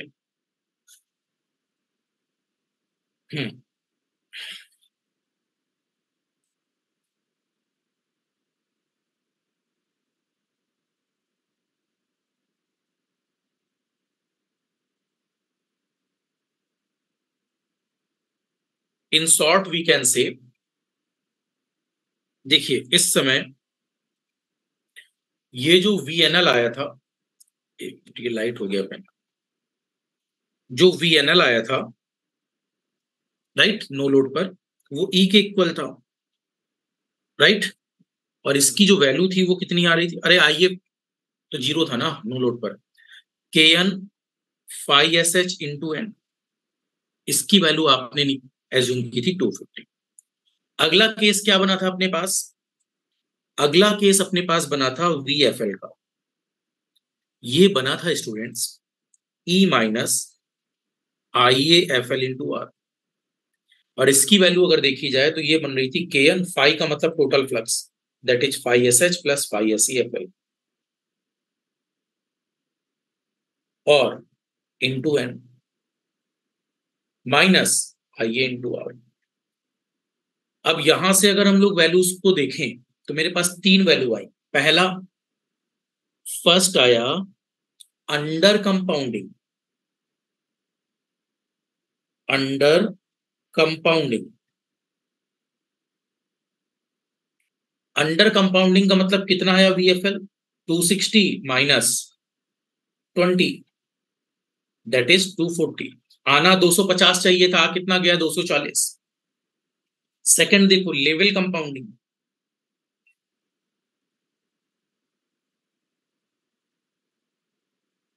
अगर अब लेवल कंपाउंडिंग की बात करें तो 270 माइनस 20, ये तो फिक्स है IAR, ये कितना हो गया? 250। तो क्या ये एग्जैक्ट लेवल पर आ रहा है? Ideal case, ideal 250 250। Third, over compounding.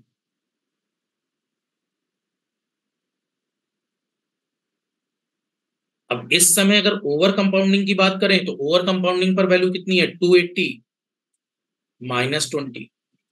आना 250 चाहिए था, 260 गया, वैल्यू ओवर निकल गई राइट। तो each and every case at the same current, मेरी बात सुनना, प्रत्येक केस में हम लोग क्या बात कर रहे हैं, सेम करंट की, but what we are changing, we are changing the number of turns, हम बार बार नंबर ऑफ टर्न्स को बदल रहे हैं, राइट। तो ये तीन कैरेक्टरिस्टिक हमारे पास बन रही है। सो आई कैन से डिग्री, ये जो डिग्रियां बन रही हैं, under compounding, level compounding, over compounding, ये किस पर डिपेंड कर रही है, तो एक नोट लिख सकते हैं हम लोग।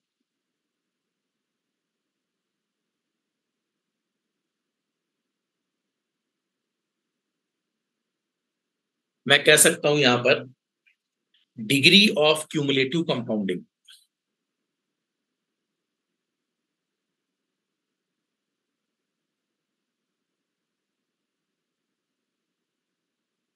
Degree of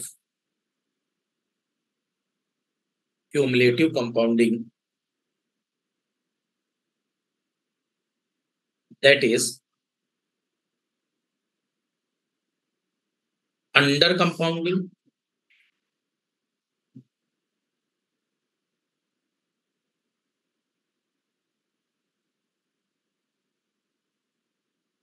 comma level compounding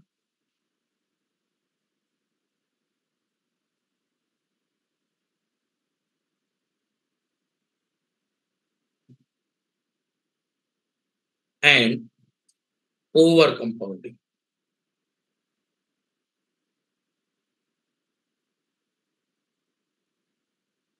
depends या डिसाइडेड बाय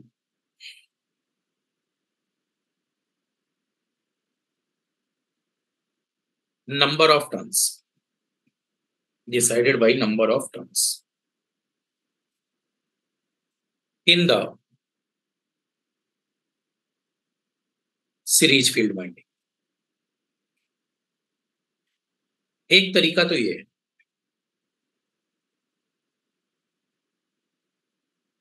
अब इन तीनों केसेस में अगर मैं आपसे कहूं कि वोल्टेज रेगुलेशन पता करो, तो वोल्टेज रेगुलेशन भी आप पता कर सकते हैं, राइट। देखिए पहले इसको लिख लीजिए, स्क्रीनशॉट ले सकते हैं आप।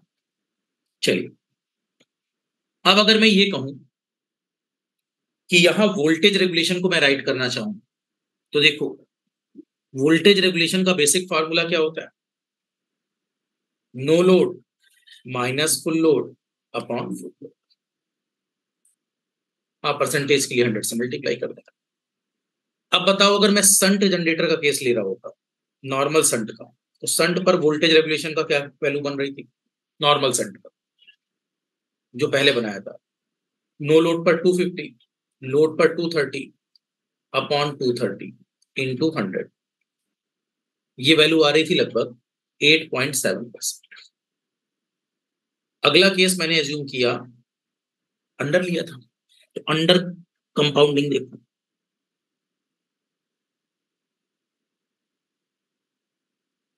अब अगर इसका वोल्टेज रेगुलेशन चेक करें तो 250 माइनस 240 डिवाइड बाई 240, ये वैल्यू कुछ कम हो जाएगी, दैट इज 4.17। अगर मैं बात लेवल कंपाउंडिंग की करने लगूं तो ये आइडियल केस बन जाएगा। आइडियल पढ़ने के लिए है, मतलब 250 माइनस 250 अपॉन 250, जीरो बन जाए तो इससे बेस्ट क्या हो सकता है, लेकिन जीरो बनाना प्रैक्टिकली बहुत टफ बात है, राइट। लेवल कंपाउंडिंग बनाना, हम आइडियली क्या चाहते हैं, वोल्टेज रेगुलेशन जीरो, तो सबसे बेस्ट हमारे पास केस कौन सा होता है, लेवल, राइट। हाँ, दिस इज आइडियल कंडीशन, मान सकते हो आप, आइडियल कंडीशन।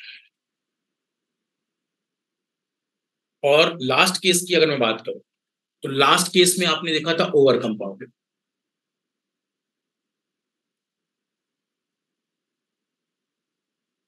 अब देखो ओवर कंपाउंडिंग की अगर मैं बात करूं,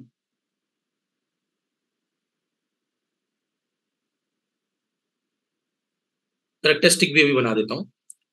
ओवर कंपाउंडिंग पर जो वोल्टेज रेगुलेशन आ रहा था, वो आ रहा था माइनस में आएगा ना, 250 माइनस 260 अपॉन 260। अब बताओ क्या ये वैल्यू माइनस में 3.85, और माइनस आने का मतलब है वैल्यू और ऊपर हो गई, राइट। तो ये मोर बेटर दिख रहा है। तो क्या मैं कह सकता हूं आपसे, degree of cumulative compounding depend कर रही है number of turns per, right. और यहां तीन केसेस बने मेरे पास। अगर मैं एनएसई, अब 1 2 3 छोड़ो, एनएसई को बात करूं ओवर कंपाउंडिंग, सबसे ज्यादा होंगे। सीरीज बाइंडिंग के फिर नंबर ऑफ टर्न्स लेवल पर और कम, सबसे कम एनएसई अंडर, राइट। तो अगर हम सीरीज बाइंडिंग के केसेस को देखें तो हमारे पास ये तीन रिक्वायरमेंट बनती है, राइट। इसके बेस पर हम लोग ये कैरेक्टरिस्टिक्स खींच रहे हैं। सबसे ज्यादा नंबर ऑफ टर्न्स किस पर बने? ओवर, फिर लेवल, फिर अंडर। हाँ, मोर बेटर बनाइए, लेकिन स्टूडेंट्स क्या है ना कि देखो, अगर ये मिल जाए तो इससे बेस्ट कुछ नहीं है। ये ओवर वैल्यू अचीव हो रही है, मतलब जितना करना चाहते तो उससे भी ज्यादा, राइट, और ये कम मिल रही है। तो सबसे बेस्ट कौन सा दिख रहा है? Level. This is ideal condition. तो तीन तरह की कैरेक्टरिस्टिक बनी और मैं तीनों कैरेक्टरिस्टिक एक बार आपको ड्रा करके दिखाना चाहता हूँ। इसका एक और तरीका भी है, राइट, मैं भी उसको भी बताऊंगा, लेकिन पहले हम वो वाली कैरेक्टरिस्टिक ड्रा कर लेते हैं जो हम बनाने के लिए इस टॉपिक को पढ़ रहे थे। अब आपको क्लियर हो जाएगा कि तीनों कैरेक्टरिस्टिक कैसे फ्रेम हुए। वो पुराने वाले फिगर में चलते हैं। नहीं, ये तो आप लोग लिख सकते हो। हाँ, जिन्होंने कहा नहीं लिखा है ना, इसकी फोटो खींच लो। चलो, हाँ, ये हम लोग कैरेक्टरिस्टिक साइड ड्रा कर रहे थे। देखो, अगर मैं आपसे ये कहूं कि अब संट से अगर मैं कैरेक्टरिस्टिक्स की बात करूं तो आपको याद होगा मेरे पास एक जो कैरेक्टरिस्टिक है, वो कैरेक्टरिस्टिक यहां से भी कहीं जा रही होगी। क्या यहां पर फुल लोड वोल्टेज अपने को 240 मिल गया था? तो दिस इज VFL 240। जब फुल लोड वोल्टेज कितना मिला था? 240। तो क्या संट से ये बेटर हुआ? राइट। लेकिन क्या अभी भी ये अंडर है या नहीं? इस ग्राफ को हम लोग कहते हैं under compounding. This is under compound. और अगर मैं same full load rated current की जब बात कर रहा हूं तो और ऊपर अगर जाऊं तो देखो क्या हो सकता है। इस बार कलर बदल देता हूं। अगर अब मैं आपसे कह रहा हूं और ऊपर जाऊं,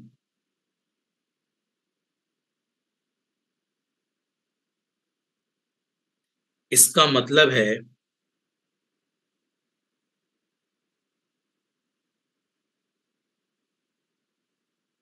लाइक दिस।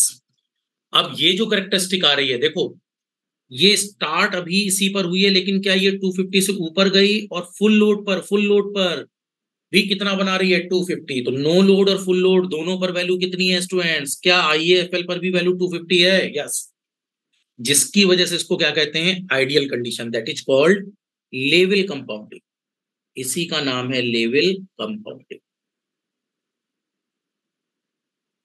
और अब आप बताओ, क्या जो करेक्टरिस्टिक स्टूडेंट्स इससे भी ऊपर आएगी, इससे भी ऊपर आएगी, क्या वो करेक्टरिस्टिक ओवर नहीं हो जाएगी?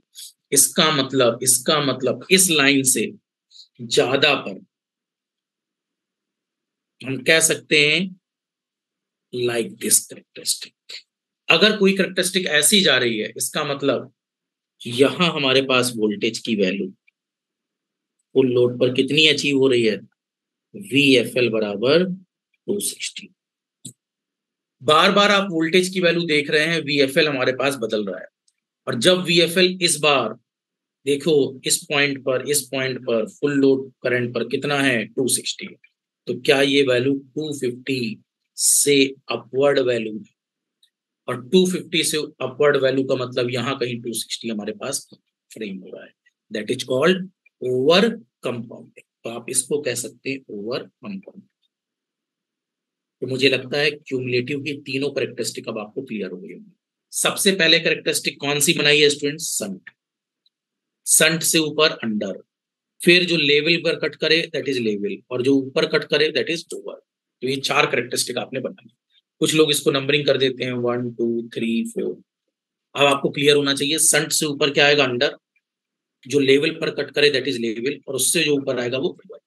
कोई दिक्कत तो बताओ, राइट? इसलिए वैल्यू लेने का फायदा होता है, थोड़ा सा अंडरस्टैंडिंग अच्छी हो जाती है। अब चीजें रटनी ना पड़े इसलिए इसको ऐसा बनाया है, सो दैट आप प्रॉपर, अब ये पता है आपको याद नहीं करना पड़ेगा, कैरेक्टरिस्टिक अपने आप दिमाग में मैसेज हो जाएगी। एक तरीका और हो सकता है, देखो एक मेथड और हो सकता है। अभी हम लोग बार बार क्या कर रहे हैं, नंबर ऑफ टर्न्स बदल रहे हैं।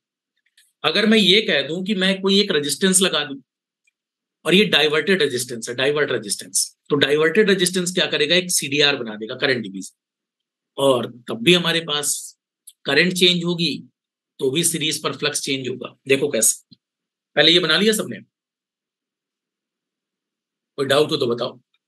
सारा सारा सारा हम लोग 250 से चेक कर रहे हैं, सब नो लोड से वेरिएशन। एक बार फुल लोड 240, एक बार फुल लोड 230, एक बार फुल लोड 250, एक बार फुल लोड 260, राइट? यही 4 केस मैंने बनाए थे। ये देखो यहां सबसे पहले संट पर, फिर अंडर पर, फिर लेवल पर, फिर ओवर पर, राइट? चलो नेक्स्ट लिखो अनदर मेथड। ये भी ऑब्जेक्टिव में अगर फ्रेम हो जाता है तो फिर क्लियर होना चाहिए। Next you can give the heading another method, इसी का।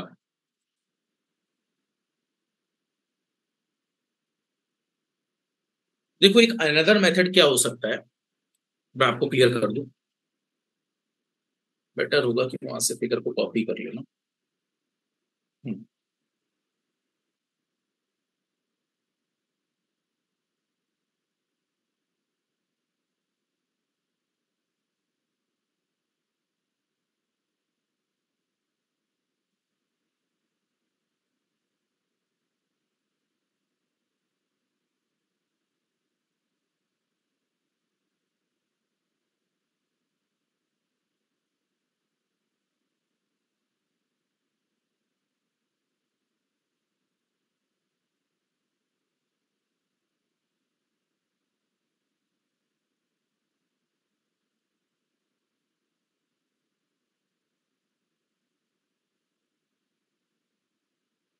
चलिए ये शायद कॉपी हो नहीं रहा, फिर से बना देता हूँ।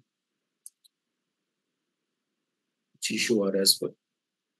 चलो अनदर मेथड पर, मैं अगर अनदर मेथड की बात करूं तो एक बार फिर से फिगर को देख लेते हैं, कोई इशू नहीं है। देखो मैंने अब ये कहा डाइवर्टेड रेजिस्टेंस का क्या कॉन्सेप्ट है, देखो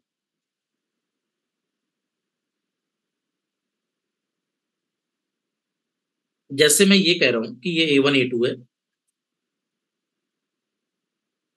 आर्मेचर टर्मिनल्स A1 A2, और आपने दो वाइंडिंग स्ट्रक्चर देखे थे, एक संट पर देखा था field winding that is F1 F2, और एक आपने सीरीज पर देखा था दैट इज S1 S2।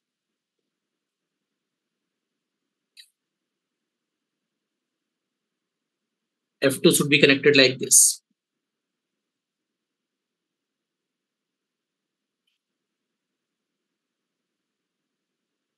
ये वर्जन अभी आप देख रहे थे।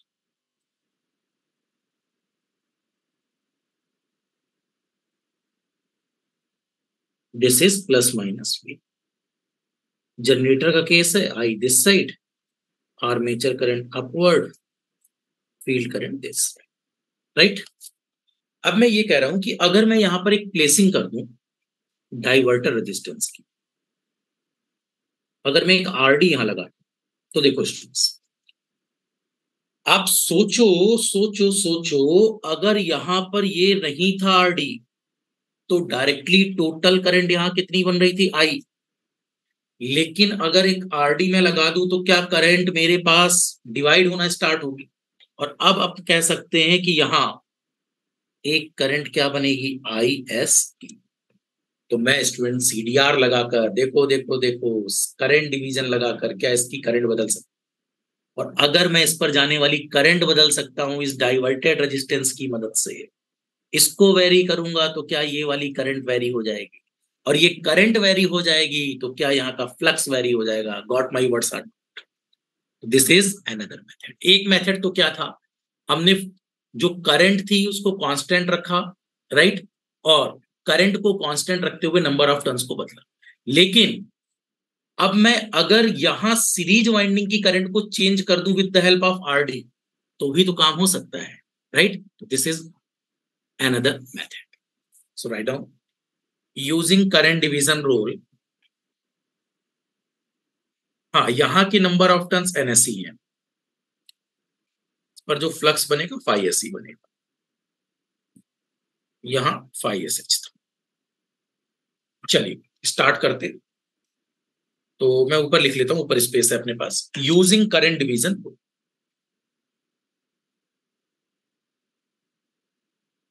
सीडीआर। अगर मैं करंट डिवीजन रूल लगाऊं तो देखो यहां से टोटल करंट कितनी आ रही है, आई, और लिखना मुझे आईएससी पर है। तो करंट डिवीजन रूल क्या कहता है student, total current multiply with, लिखना इस पर है तो मल्टीप्लाई अपोजिट से होगा, डिवाइड बाई टोटल। अरे इसका रेजिस्टेंस आरएससी और क्या। हाँ, तो देखो we can say ISC is nothing but total current I, लिखना आरएससी पर है तो अपोजिट से multiply, divide by RD plus RSC, दोनों रेजिस्टेंस बस। अब एक बात बताओ, अगर आपने इस आरडी को वेरी किया तो क्या आईएससी वेरी हो जाएगा। और अगर अगर अगर आप ये कहो कि आईएससी वेरी हो गया तो नंबर ऑफ टर्न्स नहीं बदल रहे, बट क्या आईएसई बदलने पर, बोलो स्टूडेंट्स, एमएमएफ अपॉन रिलेक्टेंस पर अगर आईएससी बदला तो क्या आईएससी बदल जाएगा। तो क्या हम कह सकते एट फुल लोड, देखिए हम कह सकते हैं एट फुल लोड। जी बोलिए, ISC should be varying. ISC किसके रिस्पेक्ट में वेरी करेगा, देखो ISC should be varied with respect to what, NSC into RD बोले ना, into RD upon RD plus, क्या लिख रहा हूं, सॉरी, आईएससी का मतलब क्या था, आई था, और इस आई को हम फुल लोड पर देख रहे हैं तो I F L into R D upon R D plus R S. अब ठीक लिख रहे हैं। तो क्या मैं बोल सकता हूं कि अगर आर डी वेरी कर रहा है तो आई एस सी वेरी कर गया। अब मेरा आंसर दो, आर डी के वेरी करने पर क्या आई एस सी वेरी हो गया, और आई एस सी के वेरी करने पर क्या फाई एस सी वेरी हो गया। तो क्या फाई वेरी हो गया तो क्या ई वेरी हो गया तो वी एफ एल वेरी हो गया। बोलिए हाँ यार, क्या ये दूसरा मेथड भी होगा। तो आप उस डायग्राम में आरडी पर एक वेरिएबल एरो बना लीजिए बस। This is another method. Fine. अब हम मूव करते हैं, इसी पर कैरेक्टरिस्टिक का एक दूसरा पार्ट है। क्यूमुलेटिव कंपाउंडिंग तो हमने देख लिया, अंडर, लेवल और ओवर। अब हमें सीखना है,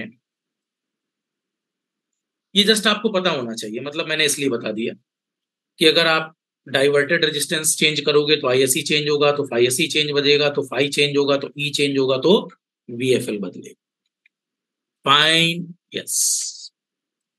अब देखो डिफरेंशियल कंपाउंड जनरेटर पर मूव करते हैं। अगर अब मैं डिफरेंशियल, क्योंकि एक कैरेक्टरिस्टिक अभी बच रही है दैट इज डिफरेंशियल, और इसी को यूज करते हैं हम लोग आर्क मेथड में। चलो, तो डिफरेंशियल कंपाउंड जनरेटर का क्या लॉजिक है। अब क्या कर सकते हैं हम लोग, हेडिंग डालते हैं, राइट, सेंस ऑफ बाइंडिंग को बदल रहे हैं। तो मैं लिख सकता हूं इस समय, हेडिंग डालिए,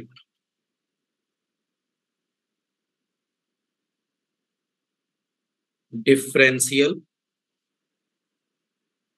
कंपाउंड जनरेटर।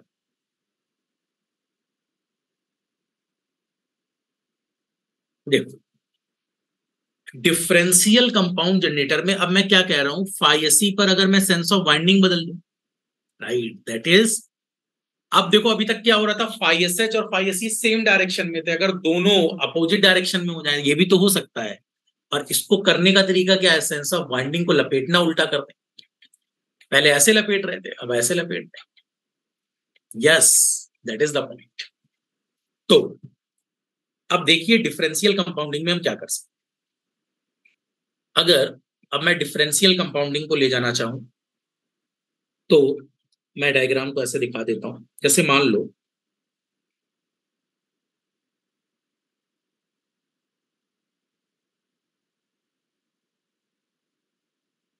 यहां से मैं करंट इन करा रहा हूं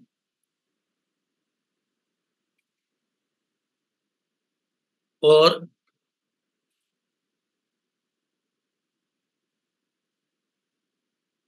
ये डॉट डॉट इसके पीछे वाला है, राइट, और ये यहां से बाहर आ रहा है।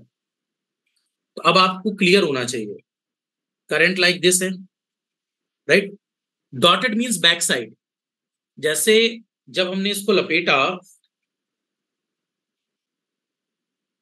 तो ये जो स्ट्रक्चर बन रहा है इस पे लाइक दिस, लाइक दिस। तो डॉटेड मींस बैक साइड, ये जिसको क्लियर ना हो साइड में डिक्लेयर करो।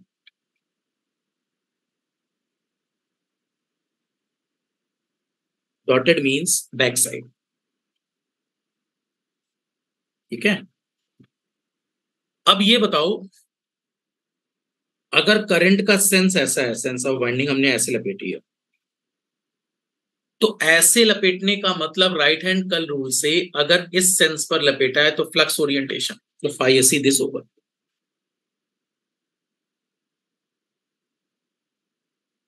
बोलो। और अगर इसी सेंस ऑफ बाइंडिंग को ऐसे लपेटा होता, मान लो ये ऐसे होता,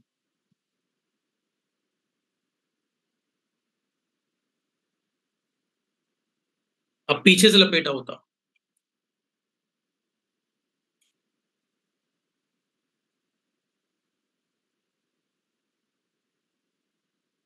अब ऐसे होता, मतलब ये होता बैक एंड, ये होता फ्रंट।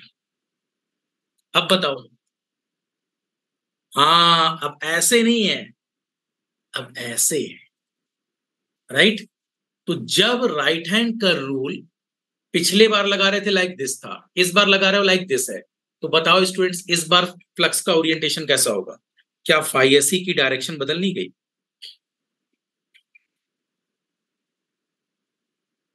तो करंट तो सेम भेज रहे हैं, बट क्या सेंस ऑफ वाइंडिंग बदल दी। तो देखिए अब लिख सकते हैं हम, हाँ बैक साइड है, डॉटेड मींस बैक साइड, ये सब बैक साइड है, ये back side, back side, back side, right. तो देखो मैं कह सकता हूं phi S C is in,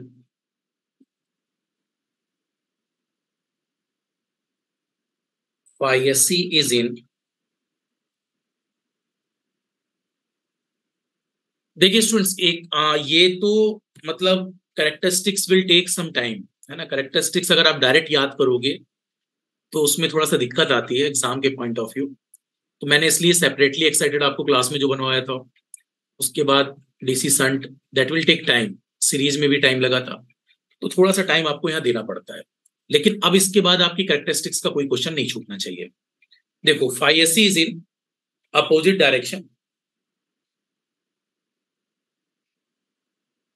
is in opposite direction to phi S H, sense of binding बदल दो, तो अब बताओ रिजल्टेंट फ्लक्स कैसा हो जाएगा।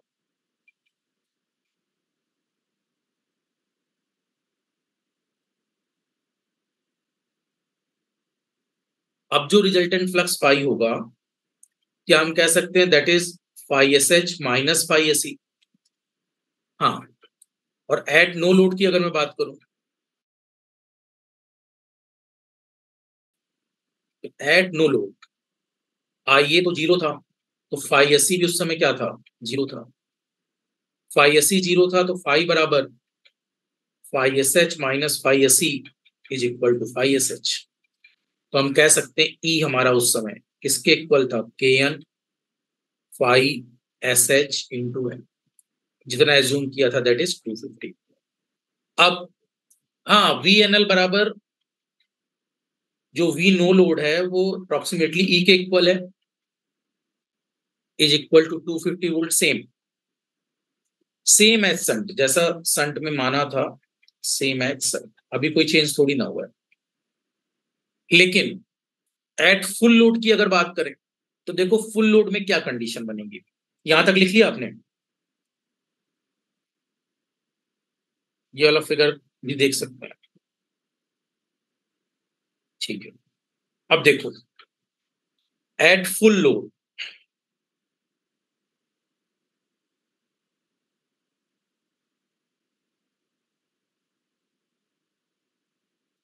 Eight full load five S C F L किसके प्रोपोर्शनल होगा, आई एफ एल के, और फाइव की वैल्यू इस बार क्या है, phi S H minus phi S C F L. अब देखो जरा स्टूडेंट्स, अगर five S C F L बढ़ेगा तो क्या ओवरऑल फ्लक्स घटेगा नहीं, यस, इस बार phi S C F L बढ़ने से ये घट, sorry, phi S C F L बढ़ने से फाइव घटेगा, फाइव एस तो फिक्स है, तो क्या मैं कह सकता हूं एरो लगाकर, सॉरी, अगर five S C F L बढ़ा तो फाइव घट जाएगा क्योंकि फाइव एस एच कॉन्स्टेंट है। तो इवन इफ, मैं ये लाइन लिख देता हूं, even if we we are not considering armature reaction,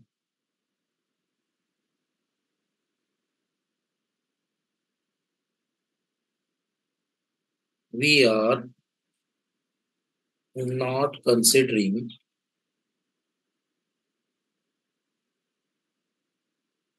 armature reaction, still there is reduction, तब भी घटाव हो रहा है, स्टिल देयर इज रिडक्शन। क्या हो रहा है देखो, फाइव घटा तो ई इज इक्वल टू क्या था, के एन फाइव एन था। अब स्टूडेंट्स अगर फाइव घटा तो ई घटेगा, इसका मतलब ई किससे लेस चला जाएगा, yes yes, E is less than E S H, shunt वाले से भी लेस चला जाएगा। बताओ क्या ये डिफरेंशियल हुआ या नहीं हुआ, ई की वैल्यू और कम हो जाना, और क्या सीरीज का सीरीज का और संट का दोनों का फ्लक्स डिफरेंशियल हुआ या, that's why net E decreases. और अगर ई डिक्रीज कर गया संट से भी तो क्या इसको डिफरेंशियल बोलना चाहिए, that's why the name called differential compound generator. अब मैंने मान लिया E less than E S H पर ई की वैल्यू लेस है के N basic flux five S H into N से, या ई हमारा लेस हो गया किससे, जो पुराना माना था 250 से मान लिया कुछ वैल्यू मान लो, से ई की वैल्यू लेस देन 250 पर मैंने मान ली 220, मान सकते कुछ। अब ये अगर 220 है तो बताओ वी एफ एल कितना हो जाएगा, वी एफ एल बराबर E minus I A into R, ये तो यूनिवर्सल चल रहा है, आई ए आर को मैं 20 वोल्ट मान चुका हूं, तो बताओ 220 माइनस 20 कितना हो गया वी एफ एल, क्या ये 200 वोल्ट नहीं हो गया, ऐसा क्यों हुआ, यस यस यस, देखो ना ई ही घट गया इस बार, आई ए आर इतना था 20, और ये 20 अभी तक घटता था केवल, लेकिन क्या इस बार ई नहीं घट गया, ई घटा और ये बढ़ गया, तो ओवरऑल वीएफएल और घट गया, तो वीएफएल की वैल्यू घटकर कितनी हो गई, 200 वोल्ट। और बताओ अगर ये 200 वोल्ट है तो क्या ये सिग्निफिकेंट ड्रॉप है या नहीं, yes this is significant drop, अच्छा खासा ड्रॉप है फुल लोड पर। अगर ये सिग्निफिकेंट ड्रॉप है तो वोल्टेज रेगुलेशन क्या हो गया, very poor, here voltage regulation is very poor, here voltage regulation is very poor. Check करना चाहो चेक कर लो। वोल्टेज रेगुलेशन का फॉर्मूला फिर से क्या था? No load minus full load upon full load into 100। Value put कर लो, 250 माइनस कितना 200 नॉट 220 अपॉन 200 इंटू 100। लगभग ये वैल्यू आएगी 20, लगभग क्यों एग्जैक्ट 25%। Very good. नहीं सीरीज से तो ठीक है, but not so poor like series. But still क्या वोल्टेज रेगुलेशन बहुत खराब आ गया, राइट? अब जब वोल्टेज रेगुलेशन, देखो देखो देखो देखो, यही तो खेल है। हम किसी खराब इंसान से भी कुछ ना कुछ काम ले लेते हैं। कोई इंसान बहुत लड़ाई में अच्छा होता है, फैमिली में लड़ाई अच्छी कर लेता है, लोगों से लड़ लेता है, तो हम उसका भी उसकी को भी यूज करते हैं। जो घर में कभी कुछ ऐसा काम पड़ता है, जब कभी किसी से लड़ाई हो जाए तो उसको सामने खड़ा कर देते हैं। तो किसी की खराब क्वालिटी को भी यूटिलाइज किया जाता है। तो इस डिफरेंशियल कंपाउंड की क्वालिटी को कहाँ यूटिलाइज करना है देखते हैं, राइट? देखो, in the differential compound generator,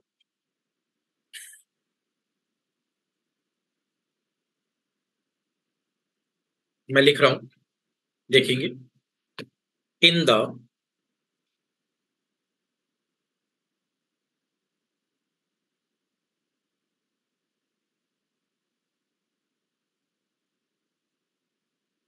differential compound generator, load voltage V, load voltage V decreases sharply,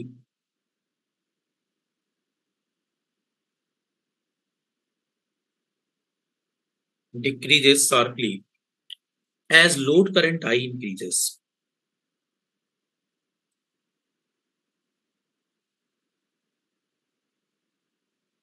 अरे आई बढ़ेगा तो आई ये बढ़ेगा ना, इसलिए। सो इट विल, अब इसका एक एप्लीकेशन आएगा, एक लाइन पहले मैं लिखवा देता हूं, नोट करके लिख लेना।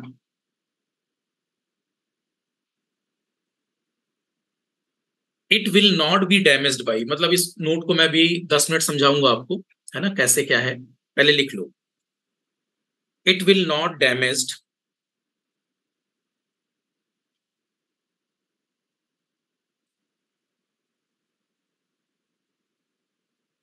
it will not be damaged by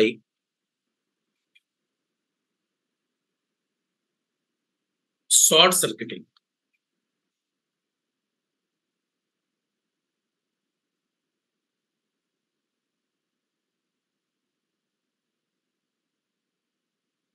Hence it is suitable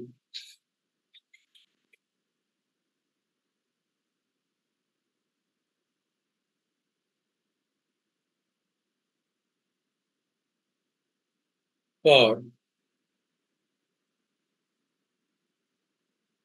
arc welding। Hence it is suitable for arc welding। इसलिए किसके लिए सुटेबल होता है? Arc welding. तो ये दो पॉइंट आपको दिक्कत देते हैं, सर क्यों आर्क वेल्डिंग के लिए सुटेबल है, सर क्यों डैमेज नहीं होता शॉर्ट सर्किटिंग पे, राइट? ये दो कंडीशंस आपके दिमाग में जाती है, तो इसको समझ लेते हैं क्या कर रहे हैं। अच्छा, डिफरेंशियल कंपाउंड का एक मतलब तो आप सबको क्लियर हो गया कि हमारे पास कहीं ना कहीं कैरेक्टरिस्टिक क्या हो गई है, डिक्रीज कर गई है, राइट? मतलब ग्राफ जो हमारे पास था वो नीचे जाएगा, किससे? सन से। अभी जो बनाया था ये 200 वाला, फुल लोड कितना आ रहा है? 200, राइट? अरे ई की वैल्यू कितनी थी? 220। आई ए आर ड्रॉप तो मान लिया 20 ही है, लेकिन जब ई ही घट गया, डिफरेंशियल कंपाउंड का मतलब क्या हुआ? नेट फ्लक्स घटना, नेट फ्लक्स घटना तो नेट ई घटना, नेट ई घट गया और आई ए आर बढ़ गया, तो क्या वी एफ एल और नहीं घट जाएगा? इस करेक्टरिस्टिक को पीछे वाली करेक्टरिस्टिक में जरा बना लो, कहाँ गई? यस, तो कोई कलर सेलेक्ट कर लो फिर से। मान लो ये करेक्टरिस्टिक अब यहां बन गई, इसको आप कह सकते हो इस बार VFL बराबर 200 वोल्ट। और इस कैरेक्टरिस्टिक का नाम क्या बोल सकते हो? Differential compound.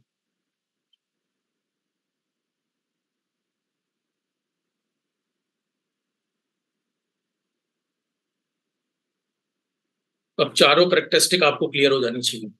क्यों नीचे बन रही है समझ में आ रहा होगा, राइट? डिफरेंशियल क्यों नीचे बनती है, अंडर लेवल और ओवर क्यों ऊपर बनती है? अंडर संट से तो नीचे बनेगी, लेवल सॉरी लेवल एग्जैक्ट ई पर 250 पर बनेगी, ओवर 260 पर, और 250 से नीचे पर अंडर, संट उससे नीचे और संट से भी नीचे डिफरेंशियल। ये होती है कैरेक्टरिस्टिक। अब जाकर दिमाग खुलेगा कि हाँ ये कैरेक्टरिस्टिक है, और डायरेक्ट बना दे इसका फिर क्या फायदा है, राइट? एकदम छप जाएगी दिमाग में। एग्जाम में कैसा भी क्वेश्चन आए आप देख के कर लोगे। अब ये दोनों क्वेश्चन भी बताने हैं, क्योंकि अभी तक तो जो बताया है उससे आपकी बेसिक बातें क्लियर हो गई, लेकिन अब ये भी तो क्लियर होना चाहिए ना कि सर आर्क वेल्डिंग में इसका यूज क्यों कर रहे हैं, राइट? शॉर्ट सर्किटिंग में क्या प्रॉब्लम, क्यों नहीं मतलब डैमेज हो रहा, इसको समझते हैं। चलिए, अब अगर इस वर्जन को समझना चाहें तो मैं एक बेसिक फिगर लेता हूं, ऐसे कुछ अरेंजमेंट्स लेकर समझाता हूं। मैंने मान लिया मेरे पास ई की वैल्यू, एक सर्किट बना लेता हूं ऐसे ही, आराम से समझेंगे, कोई एक एग्जाम्पल लेकर समझते हैं। यहां मैंने मान लिया कि मेरे पास ई की कोई वैल्यू है, कोई ईएमएफ है, मतलब बेसिक सर्किट बनाकर देख रहे हैं, और ई की वैल्यू है मेरे पास 250 volt.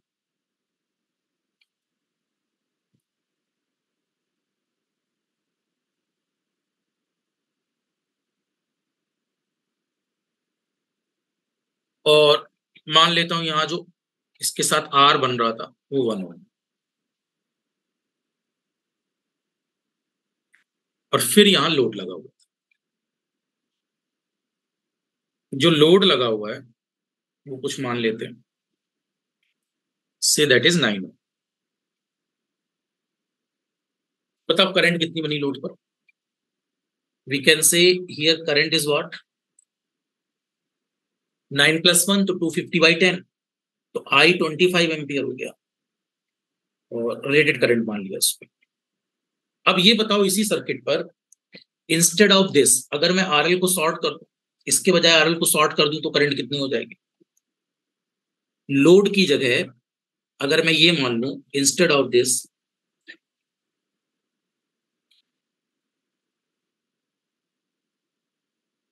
Instead of this if it is short circuited, अब समझ में आएगा, अभी थोड़ा पैसेंस रखना।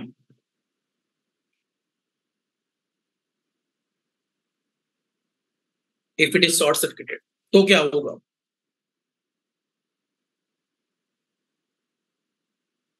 यहां पर अब देखो, जैसे ये अपने पास कितना था 250 वोल्ट,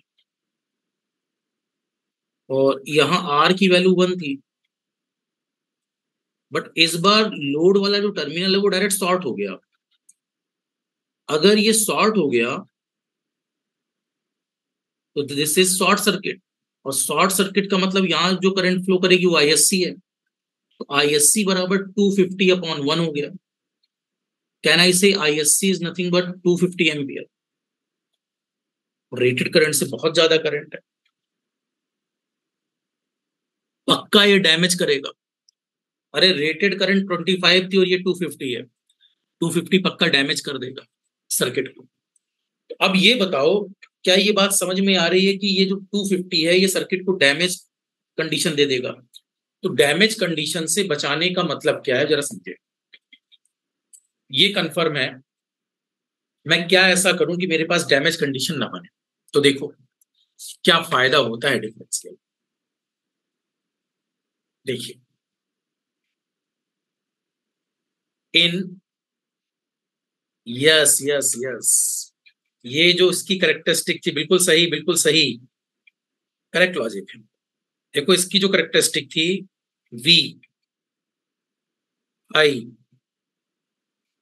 ये था अपने पास 250, और डिफरेंशियल की करेक्टरिस्टिक ऐसे जाती है, तो इसका मतलब है कि ये करेक्टरिस्टिक डाउन जाएगी, हमारे पास ई, यहां पर ये जो वोल्टेज है घटता है और इसका घटने का फायदा है, राइट। घटने का फायदा कैसे है, कहाँ, शॉर्ट सर्किट पर। अगर शॉर्ट सर्किट पर ये वाला वोल्टेज ही कम हो जाए तो क्या शॉर्ट सर्किट करंट नहीं कम हो जाएगी, और अगर ये करंट कम हो गई तो क्या डैमेज का केस बच सकता है। ये फायदा हम ढूंढ रहे हैं किसकी वजह से, डिफरेंशियल कंपाउंड मोड की वजह से। कैसे, जरा देखो। देखो, ये मत बनाना, ये तो ऐसे ही बना दिया, हटा दो इसको।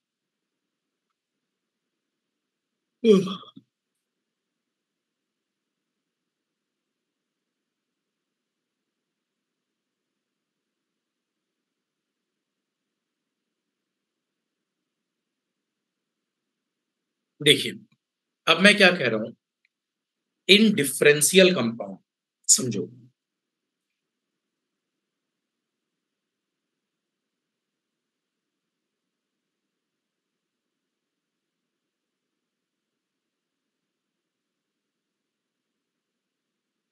इन डिफरेंशियल कंपाउंड जनरेटर आईएससी बहुत ज्यादा होगी करंट, तो क्या बढ़ेगा स्टूडेंट्स, आईएससी बहुत तेज बढ़ेगा। और सोचो, नेट जो फ्लक्स था, shunt flux constant, -5 AC, short circuit में बहुत लार्ज, बहुत लार्ज, बहुत लार्ज, तो क्या फाई बहुत ज्यादा घट जाएगा। और जब फाई बहुत ज्यादा घट जाएगा, then value of, now check, क्या value of E K N phi N होगी। और बताइए स्टूडेंट्स, अगर फाई बहुत कम हो गया है तो क्या ऑटोमेटिक ई बहुत कम हो जाएगा, और ई कम हो जाएगा, सो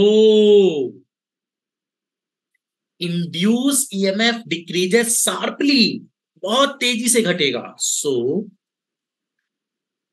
इंड्यूस ईएमएफ डिक्रीजेस शार्पली। और अगर ये बहुत तेजी से घटेगा तो स्टूडेंट्स क्या आई, so now, so now short circuit current is also decreasing. So now जब ई ही घट गया, देखो स्टूडेंट, देखो देखो देखो देखो, अगर यही 30 वोल्ट 20 वोल्ट हो गया, अगर ये 20 वोल्ट हो गया तो 20 वोल्ट बटे 1 ओम 20 ओम। अगर ये 30 भी होता तो भी कोई नहीं, 30/1 तब भी 30 एम्पियर। ठीक है, रेटेड 25 था, पर 30 में भी चल जाएगा, लगभग चल जाएगा। लेकिन मान लो अगर ये सीधे 200 आ रहा होता तो डायरेक्ट डैमेज कर देता। तो क्या जिसने चांस दिए बचाने के, तो किससे चांस है, डिफरेंशियल मोड से, इस वोल्टेज की वैल्यू बढ़ती है।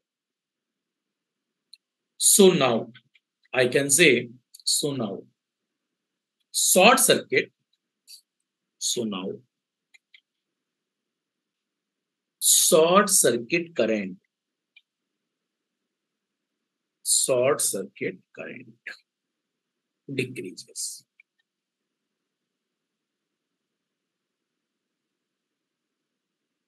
And no damage case, no damage case. तो क्या क्लियर हुआ वो पॉइंट, मैंने आपको स्टार्टिंग में यहाँ कहीं एक नोट लिखवाया था,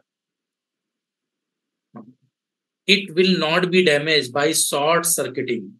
इवन शॉर्ट सर्किट भी होगा तो ये क्या नहीं होगा, डैमेज नहीं। किस मोड में, डिफरेंशियल। अब क्यों ये सुटेबल है आर्क वेल्डिंग के लिए, ऑब्जेक्टिव में फिक्स क्वेश्चन, आर्क वेल्डिंग के लिए कौन सा जनरेटर सुटेबल है, तो our answer is differential compound. Y, देखो इसको भी समझ लेते हैं। अच्छा ये बताओ, पावर सिस्टम में नंबर ऑफ टाइम्स ब्रेकडाउन, जैसे ये टर्म आपने पढ़ी है, इतना तो रिकॉल ही होगा, ब्रेकडाउन स्ट्रेंथ, अगर मैं बात करूं, ब्रेकडाउन स्ट्रेंथ, आर मतलब डाइलेक्ट्रिक स्ट्रेंथ बोल दो,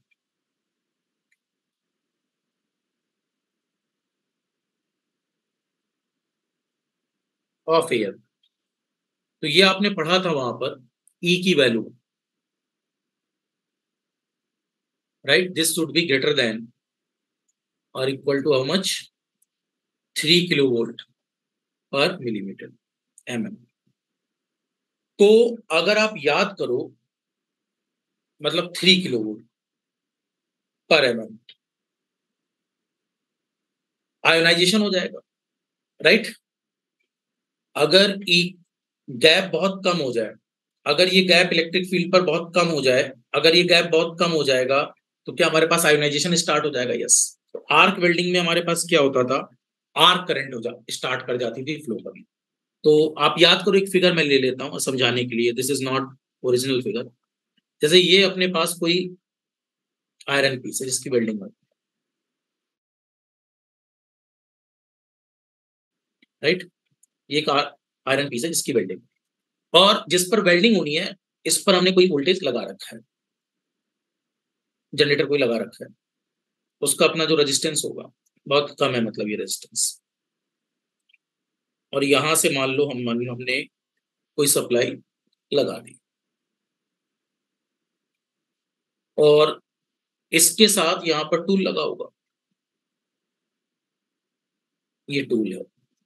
अब टूल और इसके बीच की अगर डिस्टेंस ठीक ठाक है, राइट, तो इसके बीच में आर्क नहीं आएगा। लेकिन आप याद करो, जैसे जैसे इसको पास ले जाते थे, राइट।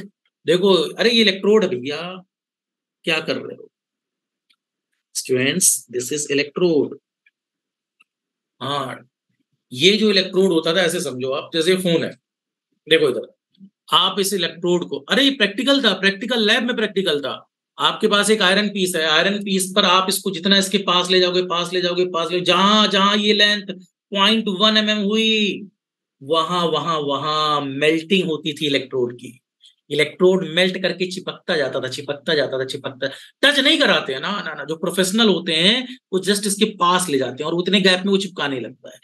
और जो नौसिखिए होते हैं वो ऐसे जाके टच करा देते हैं, राइट। थोड़ा गैप पे, बस थोड़ा गैप, 0.1 mm गैप, इतने गैप पर रखते हैं, वो अपने आप मेल्ट करता जाता है क्योंकि आर्क करंट फ्लो करने लगती है। अब सोचिए, जब तक इसको टच नहीं कराया तब तक क्या शॉर्ट सर्किट करंट है? बोलो। तो लगभग जैसे ही यहां टच करता है, टच करने के पास वाली कंडीशन पर होता है जहां तब आर्क करंट फ्लो करती है, क्या वो शॉर्ट सर्किट करंट है? यस। और जैसे ये शॉर्ट बनाएगा, लेंथ कम होगी, तो ऑटोमेटिक ये किस मोड में चला जाएगा? Differential. Fine. So that's why it is used in for this much. Got my words? एक सेकंड में भी आ रहा हूं, एक सेकंड, 2 मिनट्स में मैं आ रहा हूं।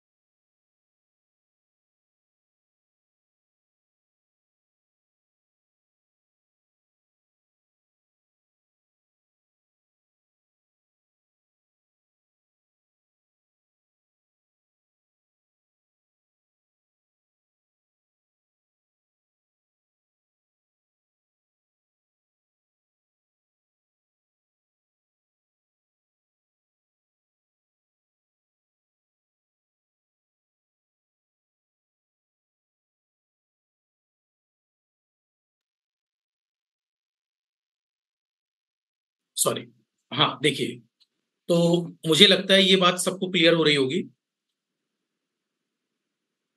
कि यहां पर आपके पास जो ये जो इलेक्ट्रोड है, ये इलेक्ट्रोड क्या करने लगा स्टूडेंट्स? हाँ, ये मैं एग्जांपल दे रहा था आपको। जैसे ही देखो यहां पर क्या होता है, आयंस बनते हैं, और आयंस में जैसे ही इलेक्ट्रॉन्स इसके पास, इलेक्ट्रोड के पास जाना स्टार्ट करते हैं, क्योंकि इलेक्ट्रॉन करंट बनने लगेगी, तो इलेक्ट्रोड्स मेल्ट करने लगता है। और ये जब मेल्ट करने लगता है तो ये क्या करने लगता है, आयरन को सोल्जर करने लगता है, जोड़ने लगता है। तो ये वेल्डिंग का पार्ट होता है। वेल्डिंग के पार्ट पर यहाँ क्या होता है, शॉर्ट सर्किट करंट बनती है। और शॉर्ट सर्किट करंट बनने के टाइम पर इस स्टार्टिंग में वोल्टेज क्या चाहिए, स्टार्ट करने के लिए जनरेटर को हाई, लेकिन जब जनरेटर ऑन है, जब हमारे पास सप्लाई ऑन हो चुकी, तो शॉर्ट सर्किट के टाइम पर डिफरेंशियल मोड क्या कर देता है, वोल्टेज को घटा देता है। तो बताओ, डिफरेंशियल कंपाउंड जनरेटर कहां प्रेफर करोगे? Arc welding. That is the point.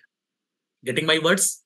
ये लेंथ हमारे पास 0.1 mm एयर गैप, इसलिए जो हमारे पास प्रोफेशनल होते हैं वो 0.1 mm के एयर गैप पर इसको रखते हैं, ये ऑटोमेटिक यहाँ पर सोल्जरिंग लेने लगता है।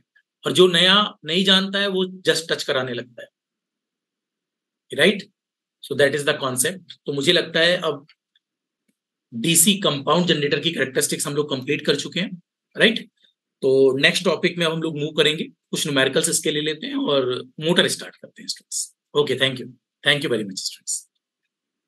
Fine, you all can leave the meeting. Thank you.